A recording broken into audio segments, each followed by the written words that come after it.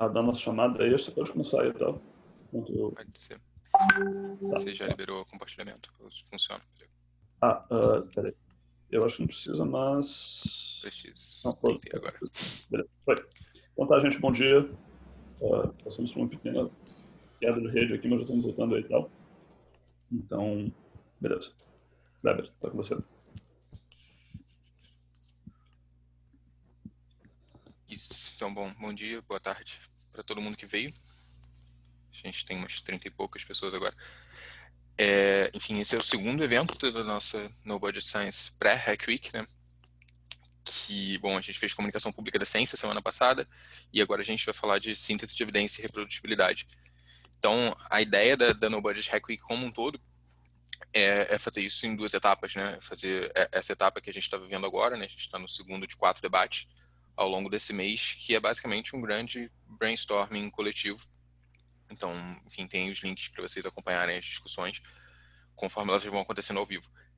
E esse brainstorming serve de base para a gente ter ideias para desenvolver em agosto, quando tem a Hack Week em si, né? Que na verdade são weeks, são 2 semanas, em que, enfim, as inscrições estão abertas agora para você fazer parte desse segundo momento em que os projetos no budget serão realmente desenvolvidos. E as inscrições vocês podem acompanhar no site lá, né? bit.ly NBS 2020. E, enfim, essa semana sim tem uma programação mais estruturada. Essa daqui é a programação do ano passado, então não é isso daqui que vai acontecer, mas, enfim, são 2 semanas mais intensivas para desenvolver as ideias que surgirem ao longo desse mês agora.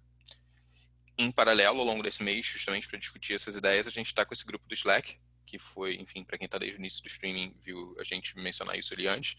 Então, enfim, vocês podem entrar lá, tá aqui o link também. E, enfim, vocês podem entrar lá. E a ideia não é nem que isso sirva de base para discussão durante os eventos agora, mas sim que isso seja permanente e vá sendo usado ao longo do mês para discutir ideias, não necessariamente as ideias que apareçam nos eventos, né, mas para, enfim, conhecer as pessoas e surgirem os grupos que eventualmente vão trabalhar na Hack Week em agosto. Então, hoje o debate é esse: síntese de evidência e reprodutibilidade. Os nossos 3 palestrantes já estão aqui. Acho que a gente pode seguir a ordem do cartaz, se ninguém se opuser. Se alguém quiser ir primeiro, a gente pode trocar. Mas, então, o nosso primeiro palestrante seria o Daniel Pierre, que é professor da URGS. E, enfim, tem toda essa reflexão sobre síntese de evidência e reprodutibilidade, né? Vem da educação física. Então, acho que o interesse nisso tudo começa no seu próprio campo, né?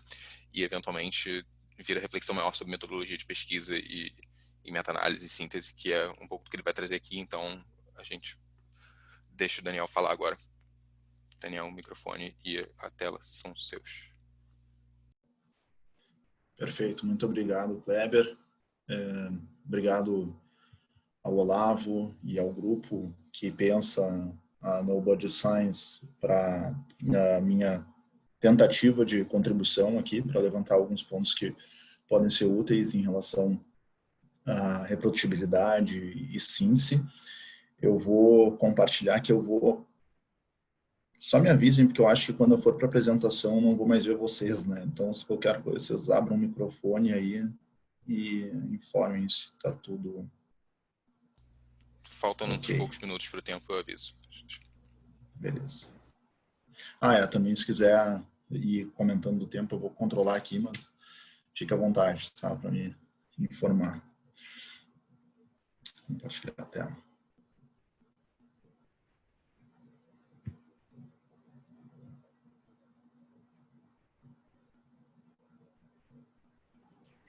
Foi. Aparecendo? Maravilha. Uhum.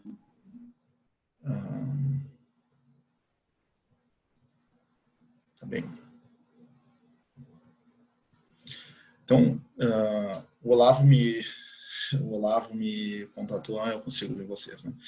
O Olavo me contatou e convidou para abordar 2 ou 3 tópicos de tentativa de listar problemas que eu vejo em relação à reprodutibilidade e à síntese de evidência.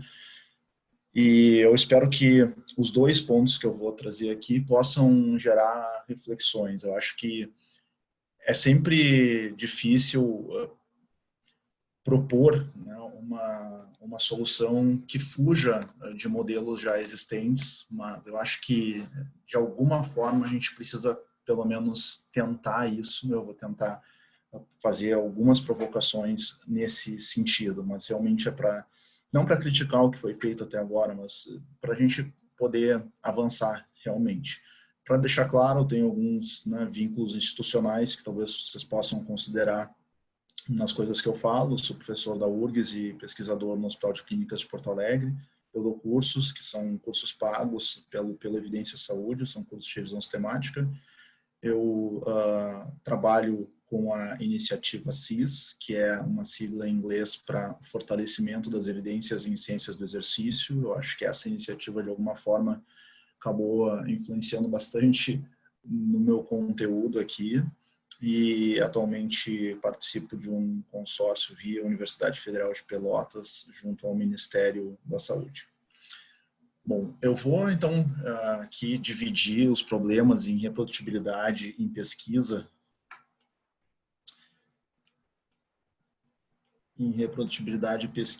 e síntese de evidências. Vocês escutam bastante um ruído aqui no meu microfone? Escutam? Não? Olavo? Não escutam? Tá, que bom, porque tem um ar-condicionado meio barulhento aqui, então vou seguir em frente. E eu antes gostaria de falar sobre reprodutibilidade e, mais especificamente, uma reprodutibilidade metodológica. A reprodutibilidade é um termo bastante amplo, tem a reprodutibilidade ou replicação de resultados, tem essa reprodutibilidade metodológica, muito foco, né? Depois podem me corrigir, mas entendo que seja muito o foco da própria iniciativa brasileira de reprodutibilidade.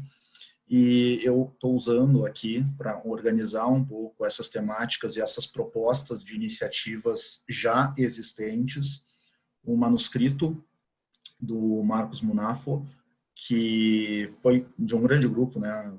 Tem o Marcos como o primeiro autor, mas de um grande grupo experiente que tenta sintetizar algumas iniciativas, algumas lacunas para uma ciência mais reprodutível.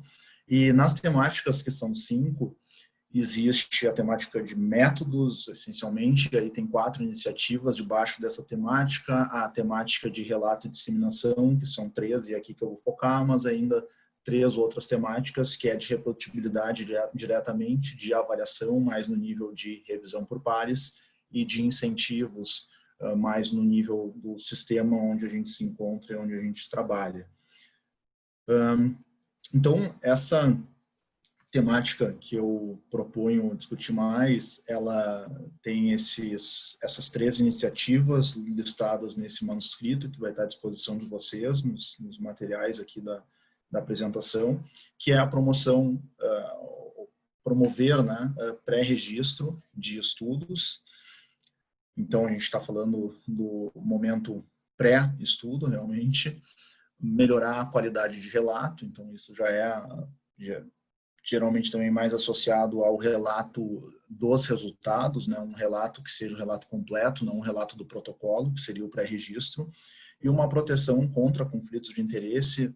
Eu acho que não tem muito como proteger, eu acho que a gente tem como ser claro em relação a conflitos de interesse, mas isso tudo já existe, e o que os autores colocam como uma proporção de adesão a essas práticas seria de 5% a 30%, onde a melhoria, né, as iniciativas em relação à melhora da qualidade de relato é o que chegaria até 30%. Os outros 2 itens, eles ficariam com 5%. Lá, quem for olhar a tabela vai diferenciar de 1 para 2 asteriscos, tá?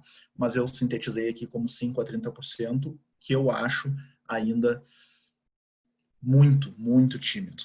Eu vou mostrar por que eu acho muito tímido. Se nós formos num site que agrega muitas dessas coisas, é também uma rede formada para maior transparência em ciências da saúde, que é o Equator Network, e agrega muitas dessas guias ou dessas diretrizes para relato científico.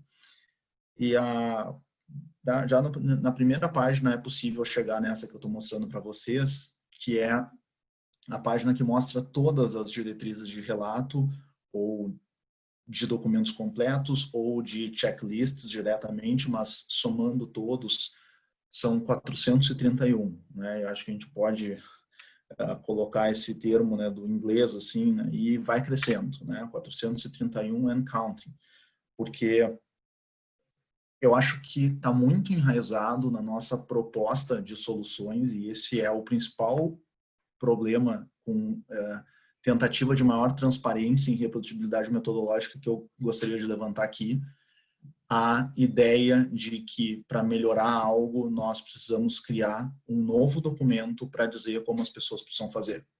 Sendo que, se nós pegarmos esse tipo de material, são 431, se nós pegarmos alguns outros tipos de materiais, facilmente a gente se aproxima de 1000 materiais. Tá? Então, não digo que não tenha a sua validade, mas hoje em dia eu acho que o que isso diferencia para o que já existe é muito pequeno. O ganho em investimento nisso daí, acho que ainda acho que não mais se justifica tanto. Eu tenho procurado, né, intencionalmente nesses documentos qualquer palavra sobre adoção, sobre absorção ou uptake no inglês, sobre implementação, sobre advocacy, e isso são muitas vezes expressões que passam batidas, né, nessas orientações. Então, esse é o problema que hoje em dia eu vejo. Acho que material não falta para a gente relatar melhor, mas faltam ações para que as pessoas possam aderir mais. E alguém pode dizer, bom, mas as coisas elas têm sido publicadas e não dá tempo de acompanhar ou não dá tempo de ser recuperado. Bom, um dos mais novos, talvez, seja o Arrive, e aqui o Olavo até me chamou essa atenção ao longo das nossas conversas. Cuida que o pessoal vai ser mais de pesquisa básica, então a gente vai estar falando do Arrive, mas eu acho que o Arrive, junto com o Prisma, eles têm mais ou menos o mesmo tempo, né? O Prisma para revisões temáticas, um documento que orienta, então, itens que seriam importantes para a transparência de um relato de uma revisão sistemática. A gente vai falar nisso daqui a alguns poucos minutos. E o Arrive para pesquisas mais básicas e em modelo animal. O Arrive, no último dia 29 de junho, completou 10 anos. Então, eu entendo que, principalmente com a rede de pessoas que compõem o grupo do Arrive, do Consort, que é a primeira para ensaios clínicos, né? O primeiro documento do Consort foi em 1996. Então, são 24 anos do Consort. A gente ainda precisa avançar. Várias tentativas têm sido feitas. Obviamente, as pessoas estão tentando, mas o que nós vemos é que a adoção ela ainda é pequena. Então, isso é um gráfico em teia que mostra a proporção dos itens no título, ou de itens do resumo, ou de itens da introdução, métodos e assim por diante, que são encontrados, né, em diferentes manuscritos de pesquisa pré-clínica e modelo animal. Se nós ainda dermos um zoom nisso, nós temos que alguns itens, né, algumas características em especial, elas ainda são muito pouco relatadas, e eu acho que a gente precisa atuar em relação a isso. Os pesquisadores têm tentado identificar nas iniciativas que já existem para a implementação quais são as lacunas. E essa é uma revisão de escopo que tenta fazer essa tipologia das diferentes intervenções, e a gente olha, né, os quadrantes aqui, essas células em branco, são onde não existem intervenções. E depois ali são intervenções que existem, e o tamanho dos círculos varia de acordo com os estudos que eles identificaram naquilo ali. A gente olha, né, que principalmente é em relação ao encorajamento e na fase de submissão dos manuscritos. A gente está olhando que na escrita do protocolo, e mesmo na escrita do manuscrito, onde eu acho que seria bastante importante atuar, a gente tem pouquíssimas intervenções, e também no pós-publicação, onde sim, talvez a gente não corrija totalmente o que foi publicado, a gente tem pouco, a gente não tem, né, ação, pelo menos não tem estudos publicados relatando isso. E eu acho que a forma de fazer isso é conversar com as pessoas, é dar feedback. Então, a gente precisa tentar organizar isso para implementar as diretrizes de relato. Esse é o meu slide que tenta organizar um pouquinho isso. Não é uma evidência empírica, mas eu acho que a gente poderia pensar em redação, processo editorial ou o pós-publicação. Eu acho que esses são os atores principais, não são talvez os únicos. A gente poderia pensar algumas estruturas, talvez do ponto de vista universitário, né, comissões de pesquisa, comitês de ética, mas eu acho que esses são atores que têm sido tentados, então fica aqui esse registro. E essas são algumas ações, né, que, junto com a revisão anterior, junto com um pouco de novos trabalhos, então tem um trabalho muito recente que tentou a inserção de revisores de relato no processo da revisão por pares, e isso aumentou a aderência dos trabalhos a diversos itens, a itens do consorte. Mas, então, o no budget talvez poderia virar um on budget, porque se esses revisores de relato forem através de um processo justamente remunerados, a gente poderia, inclusive, estar melhorando a ciência com alguma forma de compensação pelo tempo. Bom, segundo problema, encaminhando também para o final da apresentação, eu acho que eu tenho mais 3 minutos aqui, né, Kleber? Certo. Tá bem, vai dar. É sobre qualidade, desculpem o que é minúsculo, mas qualidade de rigor metodológico em revisões temáticas. A gente tem essa pirâmide de evidências que tem sido esquecida, né? Então foi degolado aquele último nível, os diferentes tipos de estudo, agora tem camadas, agora já há uns anos tem sido entendidos como ondas, né? Porque isso varia de acordo com a solidez de cada estudo, não com o delineamento de pesquisa de um estudo. E as revisões temáticas têm sido entendidas como um estudo, não um delineamento, mas um estudo que avalia, né, essas diferentes fontes de evidências primárias. Na parte de síntese de evidências, eu acho que existe também uma riqueza de materiais para rigor, para condução adequada, não necessariamente totalmente usadas, e não é a opinião do Daniel, vários estudos mostram isso. Eu acho que isso passa por o início dessas revisões, onde os revisores, os autores, eles têm uma certa dificuldade de estabelecer prioridades na escolha da questão de pesquisa. Então, acho que no início de uma revisão, a questão de pesquisa, obviamente, acho que não é o Daniel, o Olavo, o Gabriel ou alguém mais que precisa dizer o que as pessoas vão priorizar para sintetizar, mas eu acho que a área também pode dizer se isso é algo útil. Só que isso é um desafio, né? Ainda mais quando a gente combina isso com algumas características metodológicas, como a análise quantitativa, e a análise quantitativa tem diferentes escolhas, né, numa meta-análise, por exemplo, escolha de efeitos padronizados que nem sempre são informativos ou não tem uma transformação reversa para uma tentativa de maior informação clínica, mas não precisa ser, obviamente, no âmbito clínico, mas maior informação prática nas escalas e unidades que foram sintetizadas quantitativamente.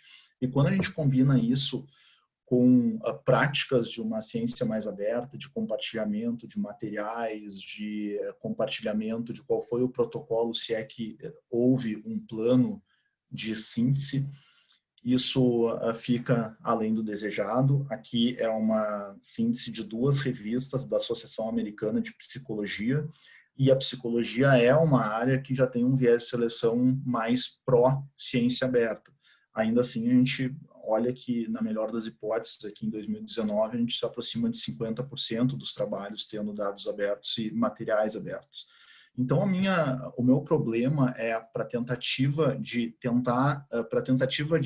buscar recuperar ou aumentar a clareza sobre o protocolo do estudo e o compartilhamento de materiais. Eu acho que são 2 pontos ainda não tão enfatizados pela Amstar e pelo Prisma.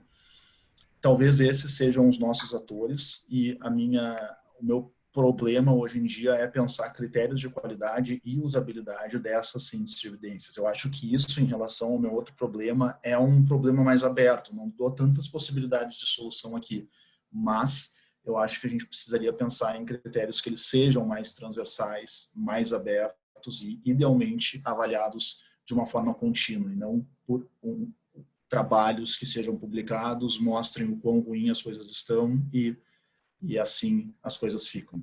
Queria só agradecer as pessoas que trabalham comigo e permitem que as coisas vão andando enquanto eu estou por aqui. Obrigado. Bom, obrigado, Daniel. A gente tem até uma pergunta já, mas mantendo a nossa estrutura aqui, eu vou guardar ela para o final. Então a gente faz as 3 rápido e deixa o final para os debates. Mas, então, vamos passar para o Gabriel. Gabriel, tudo bem aí? Microfone, tudo certo? Olá, tudo tranquilo, está me ouvindo? Sim, estamos ouvindo. Então, Muito bem. Gabriel é professor da Santa Casa, né, de São Paulo, e, enfim, o trabalho dele é com medicina do sono, biologia do sono, e também acabou se enveredando por essa coisa de meta-análise e síntese. Então, Daniel, se você quiser assumir a tela. Gabriel, desculpa. Tudo bem. Me digam aí se vocês veem minha tela. Estamos vendo. Legal. Como eu falei antes para vocês, talvez vocês ouçam um barulho de fundo, que é, né, as obras no vizinho, e eu não tenho qualquer poder para mudar isso, então vamos com o barulho. Bom, pessoal, muito obrigado pelo convite.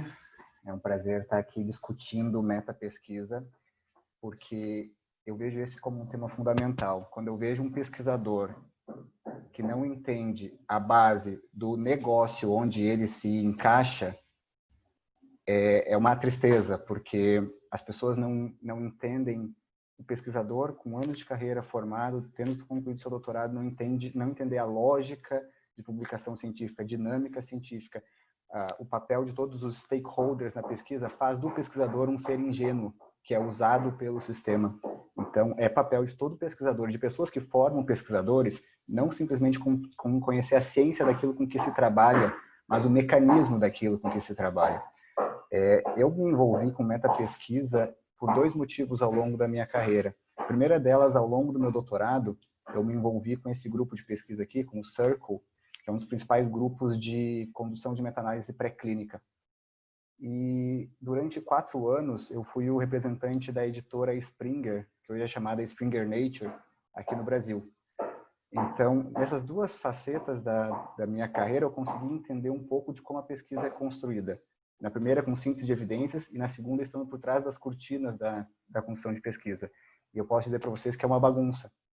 Muita coisa é feita não pelo interesse genuíno em pesquisa, mas pelo interesse econômico das pessoas que não têm um interesse genuíno na pesquisa, o que é uma pena. Apesar disso tudo, a gente tem o interesse de fazer com que a pesquisa ganhe visibilidade, cresça de modo sustentável, de modo lícito. E com essas ideias eu vou trazer 3 perguntas aqui para vocês, tentando me ater ao tempo. Então, por favor, me digam se eu estiver passando do ponto. Essas são minhas 3 perguntas que eu quero que vocês entendam, que vocês pensem a respeito ao longo desses meus 15 minutos, tá? Vamos passar para a primeira delas. O primeiro tema é a falta de reprodutibilidade em meta-análises. O Daniel falou muito bem sobre os níveis de evidência e como isso tem sido recontextualizado ao longo do tempo. O que eu trago para vocês aqui é uma das primeiras visões que se tinha sobre níveis de evidência. Essa pirâmide que eu trago aqui à esquerda para vocês está completamente obsoleta. Porém, as pessoas ainda acreditam nessa pirâmide. As pessoas ainda querem a meta-análise, as pessoas ainda confiam cegamente nas meta-análises. Existe quase que um fetiche em publicar uma meta-análise. O cara que publica uma meta-análise parece que chegou no topo da carreira. E por conta disso que nós vimos, é o que mostra esse gráfico aqui de um trabalho bem interessante do John Ioannidis, que é o crescimento na publicação de meta-análise ao longo do tempo. Isso em todas as áreas de pesquisa. Cada vez mais se publica meta-análise. Esse outro trabalho aqui, que finalizou em 2010, mostra que lá em 2010, quase 1,5% de todas as publicações eram meta-análises. É muita meta-análise. Pensa que a meta-análise é feita dos artigos que são publicados. Então, os artigos totais, a quantidade de artigos publicados deve dar subsídio para a meta-análise. Então, ter 1,5% de meta-análises publicadas aqui no PubMed é muita coisa. E aqui na minha área de pesquisa, a quantidade de artigos sobre sono tem aumentado numa tendência um pouco mais linear, enquanto a quantidade de meta-análise em medicina do sono tem aumentado exponencialmente, mostrando que as pessoas querem meta-análise. Por quê? Porque sintetiza evidência, sem dúvida, mas porque publica muito bem. Então, não entendam que é um interesse ilícito na síntese de evidência, mas é um interesse bem importante no currículo, no ego, que também não pode ser desprezado, mas não pode ser colocado acima da evidência. O Covid nos trouxe uma amostra de como as meta-análises são um problema. Hoje, nós temos 300... Se vocês procurarem por meta-análises de Covid no PubMed, vocês vão encontrar 360. Eu, com um grupo de alunos, fiz uma análise daquelas que são exatamente de Covid. Terminando em maio, já eram 120 meta-análises de Covid. E um caso específico foi muito curioso. Meta-análises sobre tabagismo e Covid. Existiam, naquela época, em maio, já 7 meta-análises sobre Covid e tabagismo. A primeira delas dizia, não, o tabagismo não é um fator de risco para desfechos negativos do Covid. Uma segunda meta-análise foi feita para desmentir a primeira. A terceira também desmentiu a primeira. Só que a quarta achou o mesmo resultado da primeira. E depois se fez uma meta-meta-análise para juntar todas as meta-análises. Tu vê que uma doença de 7 meses de existência gerou tanta inconsistência nos dados que eu não sei em quem confiar. Mas se eu sou um gestor em saúde que confio cegamente na meta-análise, eu vou pegar a primeira meta-análise que eu encontrei e vou confiar nela. E vou gerar políticas públicas com base naquela meta-análise e com o meu viés de seleção, porque eu não fiz uma busca sistematizada pelas meta-análises. Então, o fato é que nós temos muitas meta-análises discrepantes hoje em dia. É fato consolidado que as pesquisas são discrepantes, as pesquisas primárias são discrepantes, mas ter meta-análises discrepantes é uma tragédia, pensando no ponto de vista dos policy makers, dos gestores em saúde. Porque se a meta-análise não é consistente, é porque o dado primário não é consistente ou porque a meta-análise está mal conduzida. Então, vamos fechar o primeiro tema que eu trago para vocês. Como prevenir a falta de reprodutibilidade nas meta-análises? E aí eu trago mais algumas perguntas para que vocês possam elaborar mais isso. Qual é o tamanho desse problema? Ou seja, qual é a porcentagem de meta-análises que são discrepantes com seus pares? Existem pesquisas interessantes aqui que comparam meta-análises da Cochrane com meta-análises não Cochrane. A gente precisa ir além disso. Por exemplo, entre as meta-análises não Cochrane, qual é o tamanho da discrepância, da inconsistência? O que fazer quando eu encontro duas meta-análises discrepantes? Em qual que eu confio? Como eu avalio a qualidade das meta-análises? Uma ferramenta que o Daniel mencionou aqui, o Amstar, que está na versão 2 já, é muito boa para isso. Uma questão que vai em relação aos níveis de evidência. Será que as meta-análises são mesmo o maior nível de evidência? E quando elas não são? Quando eu não devo considerar a meta-análise como um bom nível de evidência? E, por fim, uma última pergunta nessa linha é, as meta-análises pré-clínicas, que é uma abordagem muito mais recente, elas estão sujeitas a esse problema de produção em massa e de falta de reprodutibilidade, ou não chegou nesse ponto ainda? Porque como o nosso público aqui é principalmente de pesquisadores pré-clínicos, talvez para a meta-análise pré-clínica a gente não tenha que corrigir o problema, a gente tem que prevenir o problema. Então, a ideia de uma pessoa que trabalha com meta-análise não deveria ser, existem grupos que fazem isso, não deveria ser estimular meta-análises à torta e à direito, mas estimular discernimento na condução das meta-análises. Segundo tema, e espero que eu não esteja indo muito rápido aqui, mas tem o terceiro ainda. Artigos em publicações predatórias. A gente já parte de uma base que não é sólida aqui, porque a definição de meta-análises predatórias é muito complicada. Vocês recebem trocentos e-mails e chequem a caixa de spam de vocês, que vocês têm trocentos e-mails de editoras e de revistas predatórias, que são evidentemente predatórias. E vocês conhecem as revistas que vocês publicam, que são evidentemente não predatórias. Mas existe uma zona cinzenta de transição que a gente não sabe o que é o quê. Para um pesquisador internacional, americano e europeu, uma revista brasileira, lícita, mas de uma editora pequena, com um layout feio, vai passar como predatória, por exemplo. Em contrapartida, existem editoras predatórias com layout muito bonito. Então, a gente não sabe muito definir o que é editoras predatórias, o que são revistas e editoras predatórias. Esse artigo aqui tenta avaliar os checklists para revistas predatórias. É muito interessante, vai de encontro com o que o Daniel falou sobre essa proliferação de checklists que a gente tem. Então, essa aqui é uma revisão de checklists.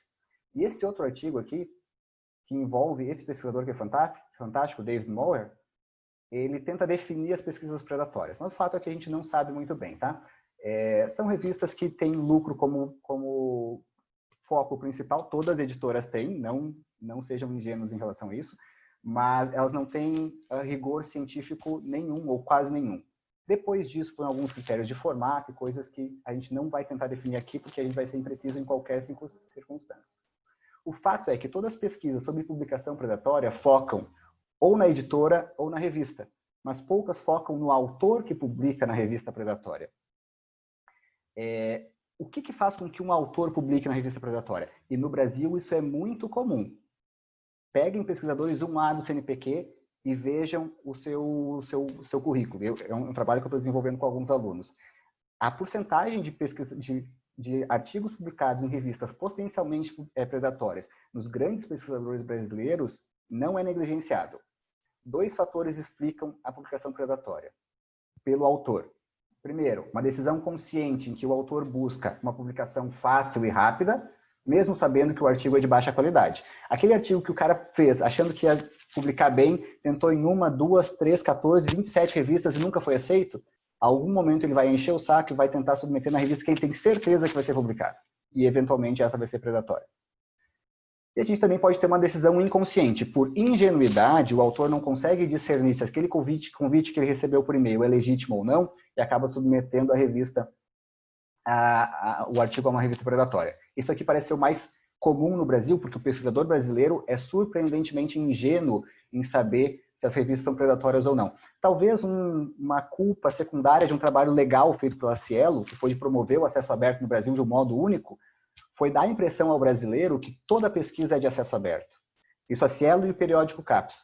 São trabalhos que foram muito bons por muito tempo, mas passaram a impressão ao pesquisador brasileiro de que toda pesquisa é aberta.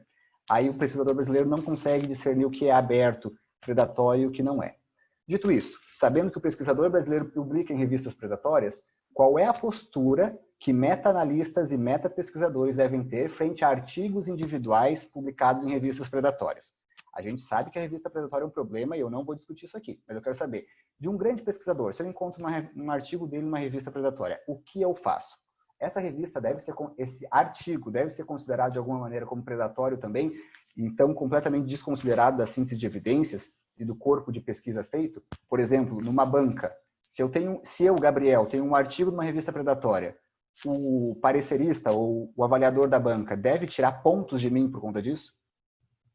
É regra que os artigos publicados na revista predatória também são de baixa qualidade, como são as revistas? Ou, eventualmente, a gente tem bons artigos publicados em revistas predatórias? O que fazer para garantir que bons artigos não escapem para as revistas predatórias? E será que fazer isso não tendencia o mercado de publicação? Porque se eu não vou para as predatórias, eu quero sempre as revistas boas, eu estou girando um mercado que é meio invisível nessa dinâmica toda. Os artigos predatórios devem ser indexados, e hoje eles são. Por exemplo, se eu recebo um financiamento de pesquisa do NIH, eu obrigatoriamente tenho que colocar meu artigo no PubMed Central. Se eu, como pesquisador ingênuo americano, publiquei meu artigo numa revista predatória, essa revista predatória vai ter o seu artigo no PubMed. E essa revista predatória vai dizer, agora nós estamos no PubMed, e vai adquirir mais citações, vai adquirir mais submissões, e vai fazer muito dinheiro. Porque elas estão indexadas no PubMed? Não. Porque existia uma brecha no sistema que permitiu que eles ganhassem visibilidade. Então, será que eu não devo proibir isso? Ou será que eu devo indexar o artigo independentemente da revista? O que eu posso fazer para dar visibilidade a um trabalho lícito, mas cujo entendimento da pesquisa não foi bem feito? E uma meta-análise deve incorporar artigos em publicação predatória? Aqui é complicado, porque a gente já inclui literatura cinzenta nas meta-análises. Mas será que ao fazer isso com literatura predatória, eu não estou estimulando o mercado por dar citação a elas? Então, aqui eu quero que a gente pense sobre o artigo na revista predatória. Não sobre a revista predatória, nem sobre a editora, mas na ponta da lança. Na pessoa que publica na revista predatória e o que fazer quando o artigo está publicado. E, por fim, meu último tema diz respeito ao tamanho de amostra em pesquisas pré-clínicas. Vocês já devem conhecer esse livro famosíssimo, que são os Princípios da Técnica Experimental Humanizada, do Russell and Burt, que é um livro que estabeleceu os 3 R's. Ele tem na versão original, se não me engano é de 50 e poucos, ele tem uma linguagem meio complicada, mas novas edições foram sendo lançadas ao longo do tempo. E ele define os 3 R's como a intenção de reduzir, refinar ou aprimorar e substituir o uso de animais com o tempo. A verdade é que o princípio de 3 R's cresceu e cresceu muito mais além do que foi inicialmente proposto. E um pouco da ideia inicial talvez tenha se perdido. Focando especificamente no reduzir. Em que esse reduzir se aplica? Em que instância do uso de animais, reduzir o número de animais deve ser aplicado? Tem 2 entendimentos possíveis. Ou a gente tem que entender isso como uma recomendação individual a cada pesquisa, ou ao coletivo de pesquisas conduzidas. A verdade é que a gente entende isso muito mais como recomendação individual. Cada estudo individualmente deveria reduzir o número de animais utilizados. Não estou querendo dizer aqui que isso é o adequado. Estou querendo dizer que isso é o entendimento pelos pesquisadores. E por conta disso, hoje em dia, cada pesquisador, quando vai submeter o seu artigo ao comitê de, o seu projeto ao comitê de ética, calcula a amostra, quando calcula a amostra, né? Calcula a amostra sempre pensando no cálculo do mínimo necessário. Qual é o mínimo de animais necessário que eu preciso para que eu chegue a algum resultado? E com isso a gente tem perdido algumas práticas que eram comuns no passado na pesquisa pré-clínica. Por exemplo, a condução de estudos em duplicata, que é uma maneira muito interessante de evitar inconsistências e falta de validade interna. Eu faço meus estudos não em um único momento, mas em vários momentos replicando todos os métodos. Isso é cada vez menos comum, porque, bom, cada grupo é feito por 4, 5 animais. Às vezes, em pesquisa em psicologia experimental, um grupo feito com 5 animais, em alguma coisa que a gente sabe que tem uma grande variabilidade mesmo em animais, é uma loucura, né? Então, eu vejo como esse entendimento da diminuição do número do tamanho amostral no artigo, ou seja, de modo individual, isso pode ser um problema. Pelo seguinte, primeiro, isso gera muitos vieses por levar a uma baixa replicabilidade dos dados. Quanto menos animais nós temos, menos replicável tende a ser o dado. E não por acaso, muitas vezes, em meta-análise, nós tomamos o tamanho amostral como uma medida de precisão. Isso é mais comum na meta-análise clínica do que na pré-clínica, mas é um modo de medir precisão, simplesmente analisar o tamanho amostral. Quanto menor é a minha amostra, maior margem eu tenho para outliers. Talvez a chance de ter um outlier é menor, mas o impacto dele no total da amostra é maior, o impacto que ele vai ter é maior. E aí eu vou começar a tirar outliers de uma amostra já pequena, ou ficar com uma amostra ainda menor. Isso é um grande problema.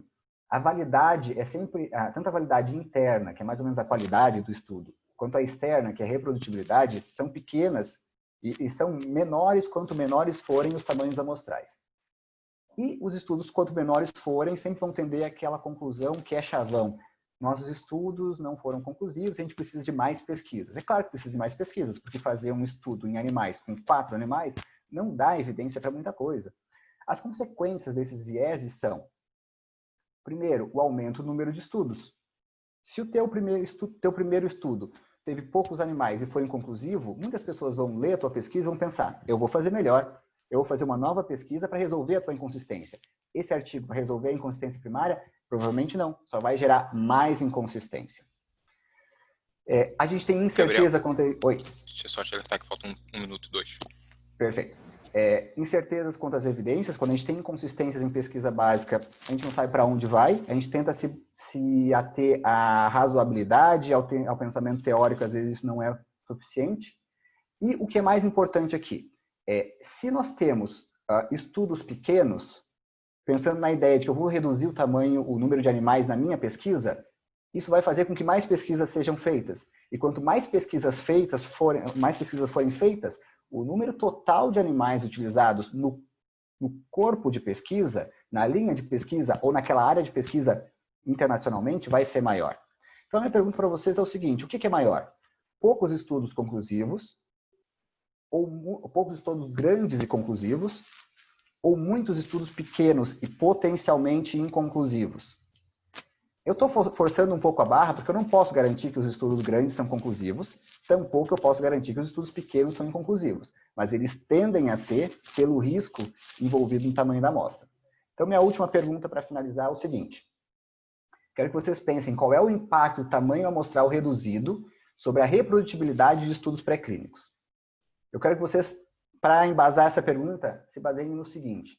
Estudos com tamanhos amostrais reduzidos são realmente menos reprodutíveis? Ou isso é só alguma coisa que saiu da cabeça do Gabriel? A gente tem que analisar isso, não pode ficar no campo das ideias, tem que ser testado. Se os estudos menores são menos reprodutíveis de fato. Será que estimular estudos maiores realmente reduz o número de estudos menores? Porque se eu estimulo um estudo maior, mas o cara que faz estudos com um tamanho amostral pequeno não se sentir reprimido em conduzir seus estudos de baixa qualidade, é uma tragédia, porque na verdade eu vou aumentar a quantidade de estudos e de animais.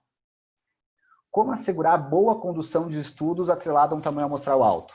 Porque eu também não quero um estudo com muitos animais mal conduzido, porque aí eu estou gerando um estudo grande com uma evidência terrível, uma evidência oposta ao biologicamente plausível, por exemplo. Um ponto importante, as entidades regulatórias e avaliativas, como os comitês de ética em uso de animais, podem reprovar um projeto porque não há necessidade de mais estudos? Isso não é comum. Por quê? O comitê de ética, o parecerista, não necessariamente vai entender do tema da tua pesquisa. Então, ele vai analisar a ética do teu estudo, se os métodos são os melhores possíveis. Mas ele não vai fazer uma revisão de literatura para saber se já se chegou a um nível de evidência adequado, vai dizer, olha, o teu estudo é interessante, mas isso já não se precisa estudar mais. E, por fim, estudos multicêntricos em pesquisa pré-clínica são possíveis como uma maneira de, ao invés de fazer muitos estudos pequenos, fazer um grande estudo? Muito bem, pessoal. Então, com isso, nós terminamos com essas 3 perguntas, retomando o que eu falei lá no começo. Tá? Eu quero que vocês pensem em produção em massa de meta-análise e falta de reprodutibilidade em meta-análises. Qual é a reprodutibilidade em pesquisa predatória, focando no artigo, não na revista nem na editora. E qual é o impacto do tamanho de amostras pequenas na pesquisa pré-clínica. Muito bom. Acho que era isso. Valeu. Então, bom, deixa eu só avisar de novo que tem um monte de perguntas já e tem gente que levantou a mão, mas a gente está guardando tudo para o final, depois da última apresentação agora, então não se sintam negligenciados, só vai ser depois. Então a gente passa para a última palestra, que é do Olavo Amaral, que é, enfim, mais relevante aqui, que ele é o coordenador dessa coisa toda de no budget e tal, surgiu com ele. E, enfim, tá aí há uns 10 anos por baixo, pensando sobre essa coisa de reprodutibilidade em pesquisa clínica e em pesquisa pré-clínica e ciência básica, e acabou coordenador da Iniciativa Brasileira de Reprodutibilidade, e com orgulho também é meu chefe. Então, Olavo, agora a tela é sua de novo. Certo. Obrigado, Kleber. Ele tem amplos conflitos de interesse por isso, né? Mas, enfim, não sei se conta assim, então, mas eles não fossem incluídos. Eu vou compartilhar minha tela aqui e tal, e vou tentar ser rápido. Geralmente eu sou rápido, isso é um problema também, mas enfim. Então, na verdade, a gente fez uma coisa muito parecida no ano passado, não eram vários debates, a gente fez um debate só, antes do Hack Week do ano passado, mas, na verdade, eu falei sobre o mesmo tema, assim, então, quando eu fui construir isso aqui, eu me dei conta que eu já tinha dado minhas ideias no ano passado, eu vou tentar não me repetir. Se alguém quiser saber das minhas ideias do ano passado, que eram como rastrear a reprodutibilidade de artigos publicados, como facilitar a síntese de evidência publicada e como visibilizar e recompensar práticas de ciência aberta. Esse aqui é o link do YouTube, eu mandei no chat ele também e tal. Mas basicamente isso aqui eram perguntas um pouquinho mais pontuais aqui e tal, com soluções um pouco mais tecnológicas. Quer dizer, tipo assim, uma vez que tem vários artigos sendo replicados no mundo lá fora, como é que a gente consegue traquear essas coisas e fazer com que quando você entra num artigo, você tenha acesso a, poxa, tem alguma replicação, enfim, qual foi o resultado, etc. Como facilitar a síntese, agora é uma coisa ampla, assim, mas acho que uma coisa que ajuda e que a gente pode pensar no Hack Week da vida é a estruturação de dados. Então, se todo mundo colocar os seus dados do mesmo jeito, você manda um robô ali e tal, e você não precisa, enfim, botar estudantes para fazer uma meta-análise. Isso aqui vai ser você pode ter uma meta-análise que se atualiza automaticamente, se as pessoas todas conseguem formatar dados de maneiras específicas. E 3, eu acho que, enfim, o que você tem que botar no score de ciência aberta é uma pergunta ampla, mas se você consegue ter métricas simples, talvez você possa agregar isso aqui no curricular, etc. Isso também vai ter retorno. Então, assim, todos esses 3 continuam perguntas em aberto e se não tem vontade de olharem lá para ver se algum deles parecem, enfim, ideias interessantes. Mas, enfim, eu quis trocar as 3 perguntas menores por 2 perguntas grandes, um pouquinho mais filosóficas, eu diria, esse ano. E que, na verdade, tem várias camadas, né? Nenhuma delas é simples, assim. Então, acho que assim, são grandes tópicos de estudo em que acho que tem coisas para serem feitas. O primeiro que eu acho que os 2 são questões que eu acho extremamente fundamentais em termos de reprodutibilidade, mas em termos de filosofia da ciência mesmo, assim, como é que a gente consegue construir uma ciência que faça evoluir o conhecimento, que seja sólido, né? O primeiro é como é que você estabelece o controle de qualidade ao longo do processo científico, o que falta para isso e até que ponto isso acontece ou não, né? Então a gente tem muito orgulho da coisa do sistema de revisão por pares, porque não sei o quê. A revisão por pares basicamente é tipo uma autópsia, né? Tipo assim, o troço já tá, enfim, tá tudo cagado já, tá, porque já terminou o estudo, já fez tudo que tinha que fazer errado. E depois você chama alguém para dar uma olhada e dizer se tá bom ou não, assim e tal. E o controle de qualidade não funciona muito bem, assim. Você chama o médico quando os pacientes estão vivos e quando você tem alguma coisa para fazer, né? E controle de qualidade em um único ponto é uma coisa que na indústria foi abandonada há mais de um século, né? Você não constrói um carro inteiro aqui e tal, depois todo mundo fez e ninguém olhou o que estava fazendo. Você põe para andar e vê se anda. Tipo assim, você tem controle ao longo do processo. Assim, e tal. E me parece que esse é o grande sistema, é o grande furo do sistema de controle de qualidade que a gente tem hoje, baseado no peer review de artigos. Você não olha o que aconteceu antes, você não olha muito o que aconteceu depois, talvez fora citações, mas assim, a variação está toda concentrada num ponto. E concentrar a variação num ponto, que já é uma síntese extremamente enxugada e, de certa maneira, enviesada do que aconteceu por trás, porque você quer contar uma boa história, então você pega lá os melhores experimentos, tira fora isso aqui que não deu certo, etc. Acaba sendo um convite para que isso aqui, para que o artigo científico seja como outras sínteses enviesadas e não inteiras do mundo, quer dizer. Não é que ele seja mentira, mas o perfil do Schindler também não é mentira, né? Tipo assim, as fotos são suas, geralmente. Mas, assim, eles são as melhores fotos, as melhores 3 fotos que você vai ter um ano de 5 mil, 10 mil fotos. Então, assim, um artigo também é isso. Quer dizer, assim, não é exatamente mentira, mas, assim, é uma síntese que é enviesada e enxugada demais para ter uma ideia do que tem por trás. Então, acho que me parece que, como um princípio geral, estou bastante convencido disso, a gente tem que expandir o controle de qualidade ao longo do processo, seja antes, seja depois da publicação. E a questão é assim, já existem críticas que o seu trabalho sofre antes e depois, a questão é só que elas não estão muito bem institucionalizadas. Então, assim, depois do artigo publicado, você tem um monte de fóruns em que as pessoas comentam artigos e discutem. Então, você tem aí o Papier, você tem redes sociais, você tem Journal Club, você tem tentativas de publicação. Assim, bastante coisa acontece depois que o artigo é publicado. A questão é que a gente tem muito pouco... A gente tem muito pouco acesso a isso, porque isso aí não fica linkado no artigo. Então, assim, pessoas podem ter destruído o seu artigo no Twitter, mas a gente não vai ficar sabendo porque o artigo do Twitter está, enfim, isso está se perdeu no Twitter, né? Isso não está linkado de volta no artigo. Mesma coisa, então, assim, acho que organizar isso aqui é interessante. Dito isso, assim, acho que isso aí cabe um pouquinho mais na mesa de publicação científica. Acho que a Clarice, em particular, que tem trabalhado com isso e vai ser uma das palestrantes, talvez fale um pouco sobre o assunto, assim. Mas acho que conseguir juntar e entender o que se passa nesses comentários pós-publicação é uma coisa super importante.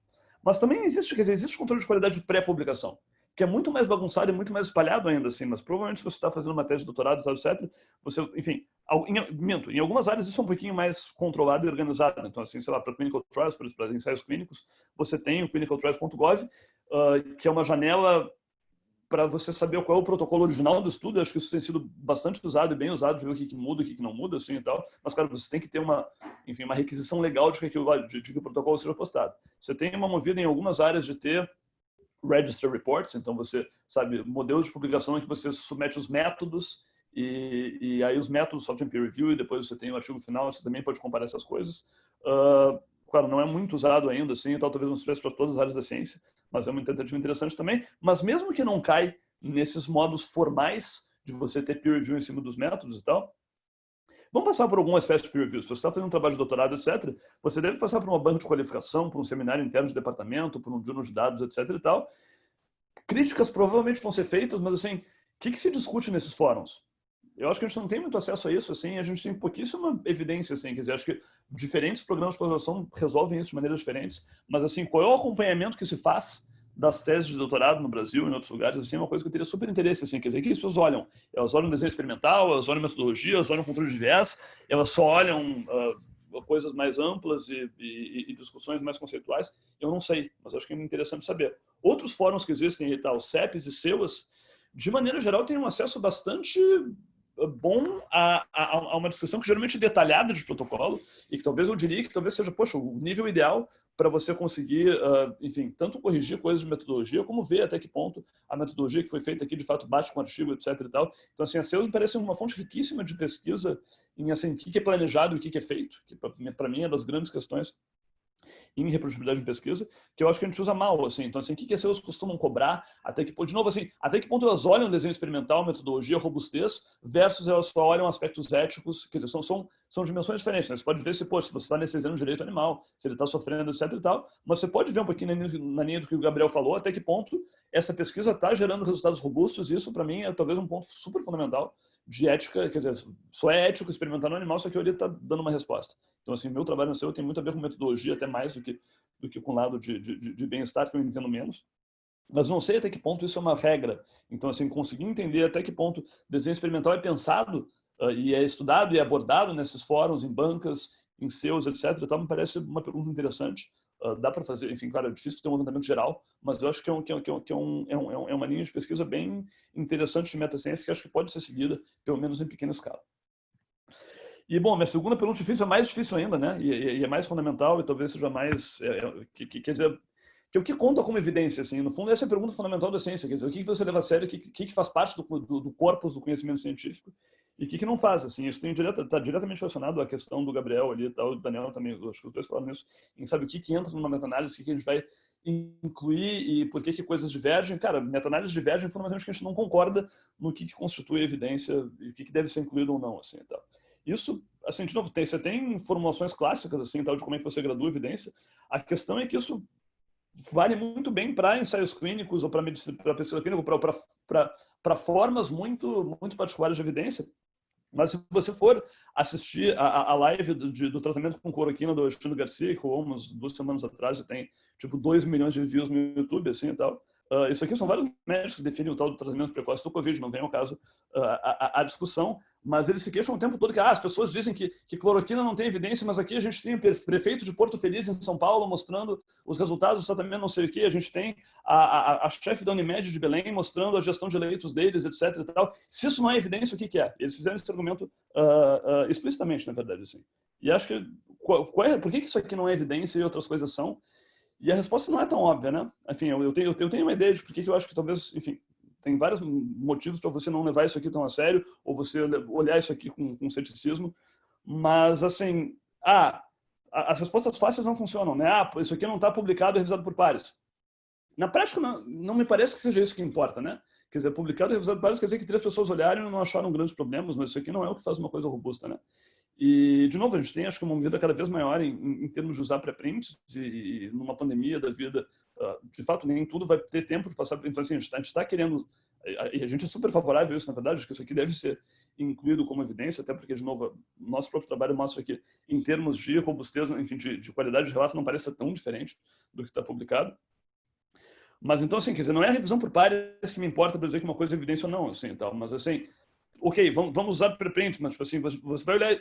Aí você tem isso aqui, né? Esse é o infame artigo de cloroquina da Prevent Senior, vai, e tal, que foi uma coisa que circulou pelo WhatsApp.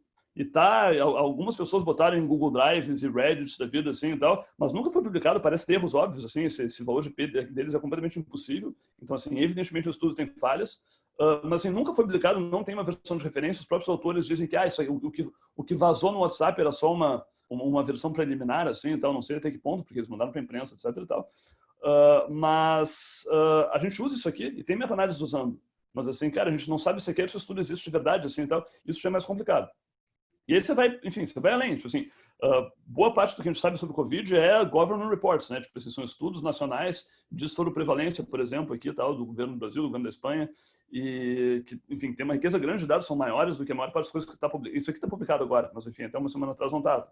E, assim, mesmo não estando publicado, a gente vai incluir isso aqui como evidência, porque se você não incluir, você vai deixar fora uma porrada de coisas que são real-world evidence, talvez tenham sido bem coletadas, e, enfim, então, assim, não passa pela revisão por pares ou pela publicação científica, mas aí você vai adiante, você vai ter, sabe, a experiência do prefeito do município tal, que fez, que sabe, que tratou 150%, ou médico individual, etc., e vai chegar um momento em que, assim, isso aqui não me é útil porque não tem detalhes do que foi coletado. Mas onde é que você põe o seu ponto de corte, para mim, é uma coisa muito É uma pergunta muito interessante, assim, e tal. E, claro, dependendo do que você chama de evidência, os resultados vão ser dramaticamente diferentes. E essa questão de novo, também tem um caso aqui de divergência entre meta-análises aqui muito próximos no tempo, aqui, que eram sobre prevalência de Covid. Então, você tem essa que diz que aqui, pô, isso aqui é entre 0.02 e 0.4, e essa aqui que diz que é entre 0.5 e 1.01. Então, assim, nem sequer os intervalos de confiança sobrepõem aqui e tal. E, basicamente, a questão aqui é o que foi contado, o que não foi contado como evidência, o que você inclui, o que você não inclui. E claro, se você tem liberdade de incluir ou não incluir o que você quiser, você acaba provando o que você quiser, porque com flexibilidade de análise suficiente, você vai chegar na sua conclusão e tal. Então, isso aqui é um site da galera da cloroquina aí também, que diz que pô, quase tudo que é publicado é positivo, assim, e tal, que é um mundo que é muito diferente do que acho que quem está acompanhando pesquisa clínica de maior impacto e artigos talvez mais robustos está acostumado, mas tem muitos pequenos estudos aqui e tal. Aquele estudo da Prevent ainda está aqui em algum lugar. Algumas coisas foram tiradas fora, então, assim, sabe, você consegue manipular as coisas para o lado que você quer. Assim, então.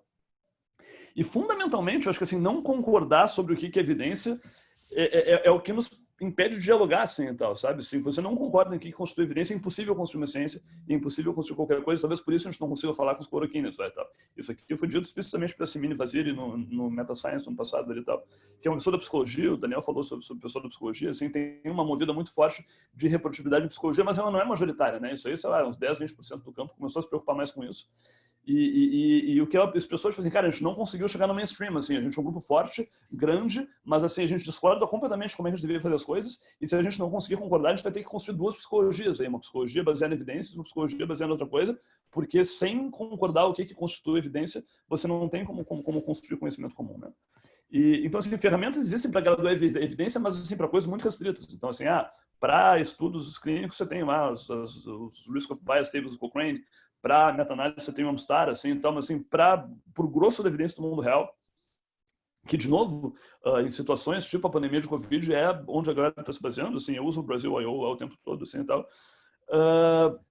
Não me parece que a gente tenha as ferramentas, a gente tem que desenvolver ferramentas para conseguir avaliar a evidência e graduar a evidência de uma forma um pouquinho mais ampla do que a gente tradicionalmente faz para ensaios clínicos, para meta-análise, para formatos muito padrão assim de publicação científica. Ou não, talvez seja impossível. Quer dizer, você pode argumentar que, cara, se a gente não gerar evidência de forma organizada, isso nunca vai acontecer. E que, na verdade, a gente precisa que o mundo real se adapte a gente passe a usar o sistema de saúde para gerar dados mais standardizados, é o que o NHS faz. E acho que tem gerado coisas importantes em termos da pandemia de Covid também. Acho que o SUS não está fazendo isso bem nesse momento.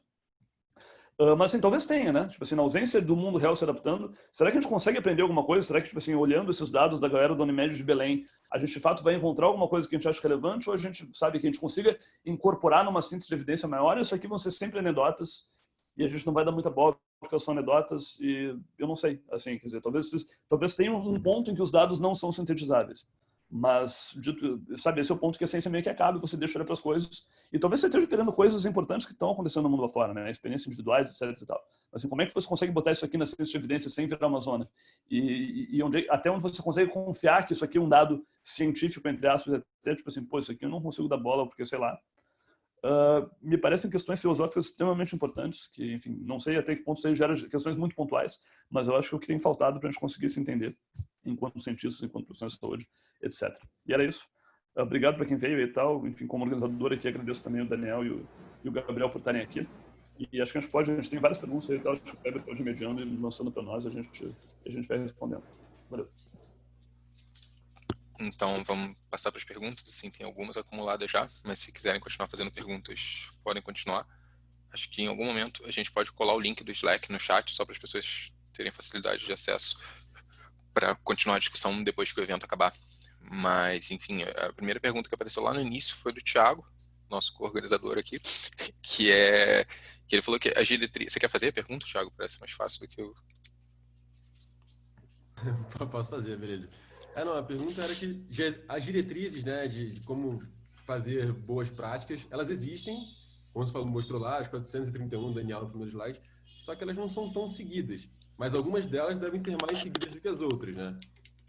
Dentro dessas 431. E a pergunta era se já existe algum tipo de dado público disponível para a gente ver quais diretrizes são mais seguidas ou menos seguidas e se há análise desses dados que mostram essas são mais seguidas porque fizeram isso. Tipo, clinicaltrials.gov é muito seguido porque há uma obrigação institucional super forte de fazer um pré-registro.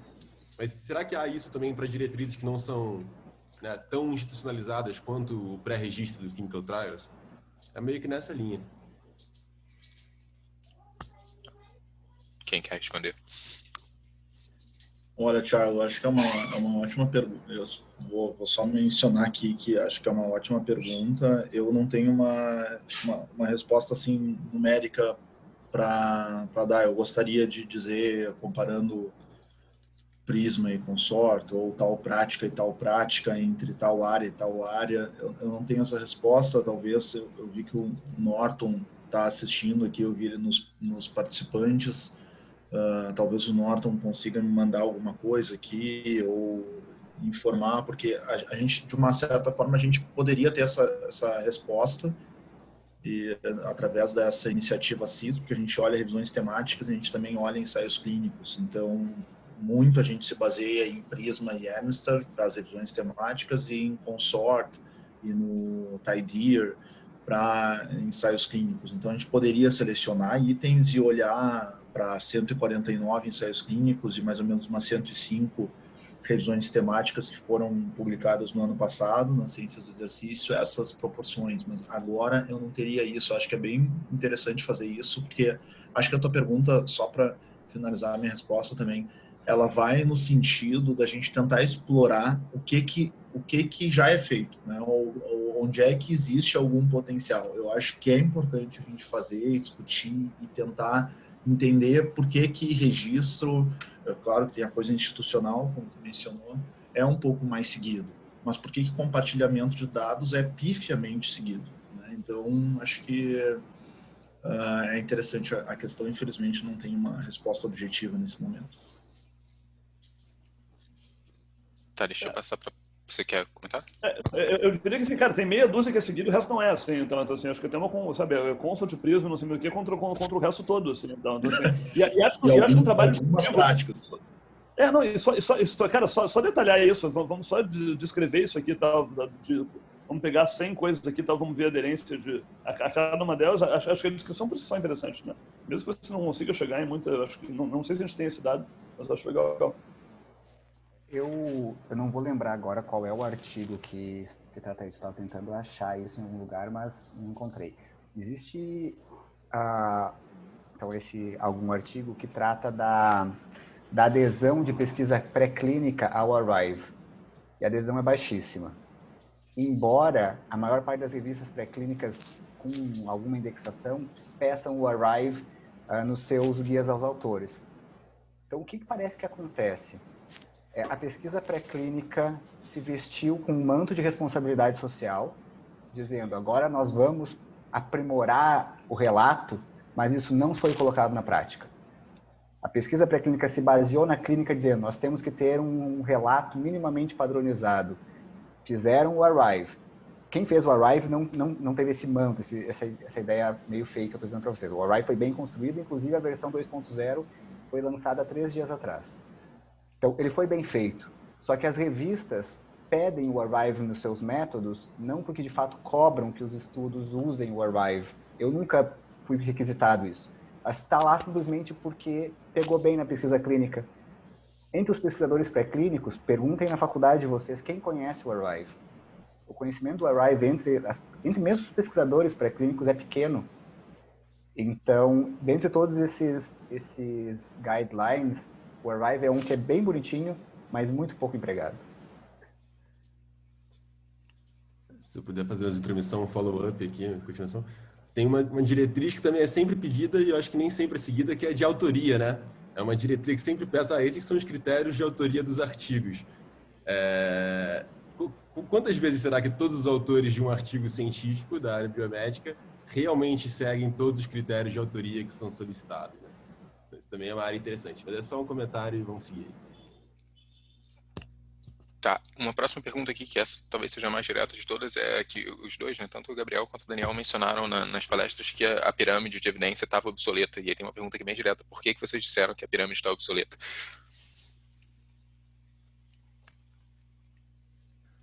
Quer começar, Gabriel? Pode ser. Fazer ciência é um exercício de discernimento, tá? Porque se não for, o cientista deixa de ser cientista. Pensando etimologicamente no que é ciência, que ciência é conhecimento, se tu te baseia... Eu vou até sugerir um livro para vocês, tá? Leiam o livro que se chama Conselhos para um Jovem Cientista. É um livro que tem séculos já, é do Santiago Ramon e Cajal, e que diz o que um cientista deve se ater. E tem uma parte desse livro que fala que o cientista deve destruir seus pilares. Inclusive, o cientista não deve confiar sequer no seu orientador, para não atribuir um aspecto de deidade no orientador. O mesmo vale para os aspectos metodológicos da pesquisa. Não é porque uma coisa é uma meta-análise que ela é o melhor estudo possível. Não é porque algo é um ensaio clínico randomizado que isso vai gerar mais nível de evidência do que uma coorte ou outro estudo longitudinal não intervencional. Porque a gente tem vários fatores aqui, mas um que é importante é a qualidade do estudo. Eu posso ter uma meta-análise mal conduzida. Essa meta-análise mal conduzida vai ter um nível de evidência muito menor do que aquele único ensaio clínico bem conduzido. O problema é saber julgar. Quando a gente tem uma meta-análise mal conduzida, mal feita, com baixo nível de evidência, muito sujeita a viés, quando a gente tem um ensaio clínico bem conduzido. Então, a gente tem que entender que a gente não pode partir do pressuposto que o nível de evidência é tal, porque isso é a possibilidade que cada estudo pode te dar. Mas a possibilidade não se aplica à realidade de cada estudo e do modo como ele foi conduzido. Eu falo isso com bastante tranquilidade, assim, porque eu faço várias revisões temáticas, né, e muitas vezes já tive que ter esse esclarecimento que o Gabriel iniciou, né, porque uma revisão sistemática ela não é superior, né? Eu acho que isso vem muito de uma cartilha da medicina baseada em evidência que coloca esses níveis estanques e faz uma hierarquia baseado numa usabilidade clínica mais direta. Eu acho que as revisões sistemáticas e as sínteses ou bons trabalhos de intervenção têm essa possibilidade. Mas se nós pensarmos que um problema, como por exemplo o coronavírus agora, esse problema existe e não são diferentes estradinhas, diferentes vias que vão fazer a resolução desse problema, uma meta-análise não resolve nada, realmente, se não tiver uma pesquisa primária, seja em modelo animal, seja em modelo experimental em humanos, né, para essa revisão sistemática sintetizar. Então, eu nem mesmo a pirâmide ondulada, eu cito a pirâmide ondulada, como hoje mostrei, acho que até valeu, porque trouxe aqui essa pergunta, mas eu também não cito isso, porque eu acho que eu prefiro pensar mais a ciência e a pesquisa como um caminho para a solução de problemas, né?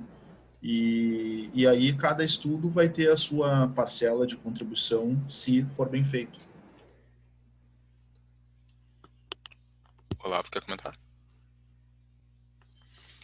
Então, deixa eu passar para perguntas aqui do Jorge Teixeira.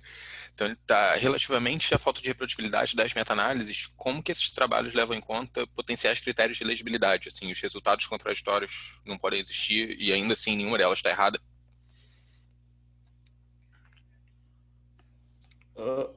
Eu acho que foi o que eu comentei no final, assim, tipo, critérios de inclusão diferentes vão levar a conclusões diferentes e às vezes é difícil saber o que está certo, né? Enfim, os dois são certos dependendo do que se propuseram olhar, do que se propuseram incluir. E, assim, é difícil ter uma regra geral de, assim, enfim, até o que você deveria contar como evidência. Às vezes as perguntas são discretamente diferentes. Às vezes não são nem as perguntas, às vezes é o tipo de evidência primária em que você se baseia.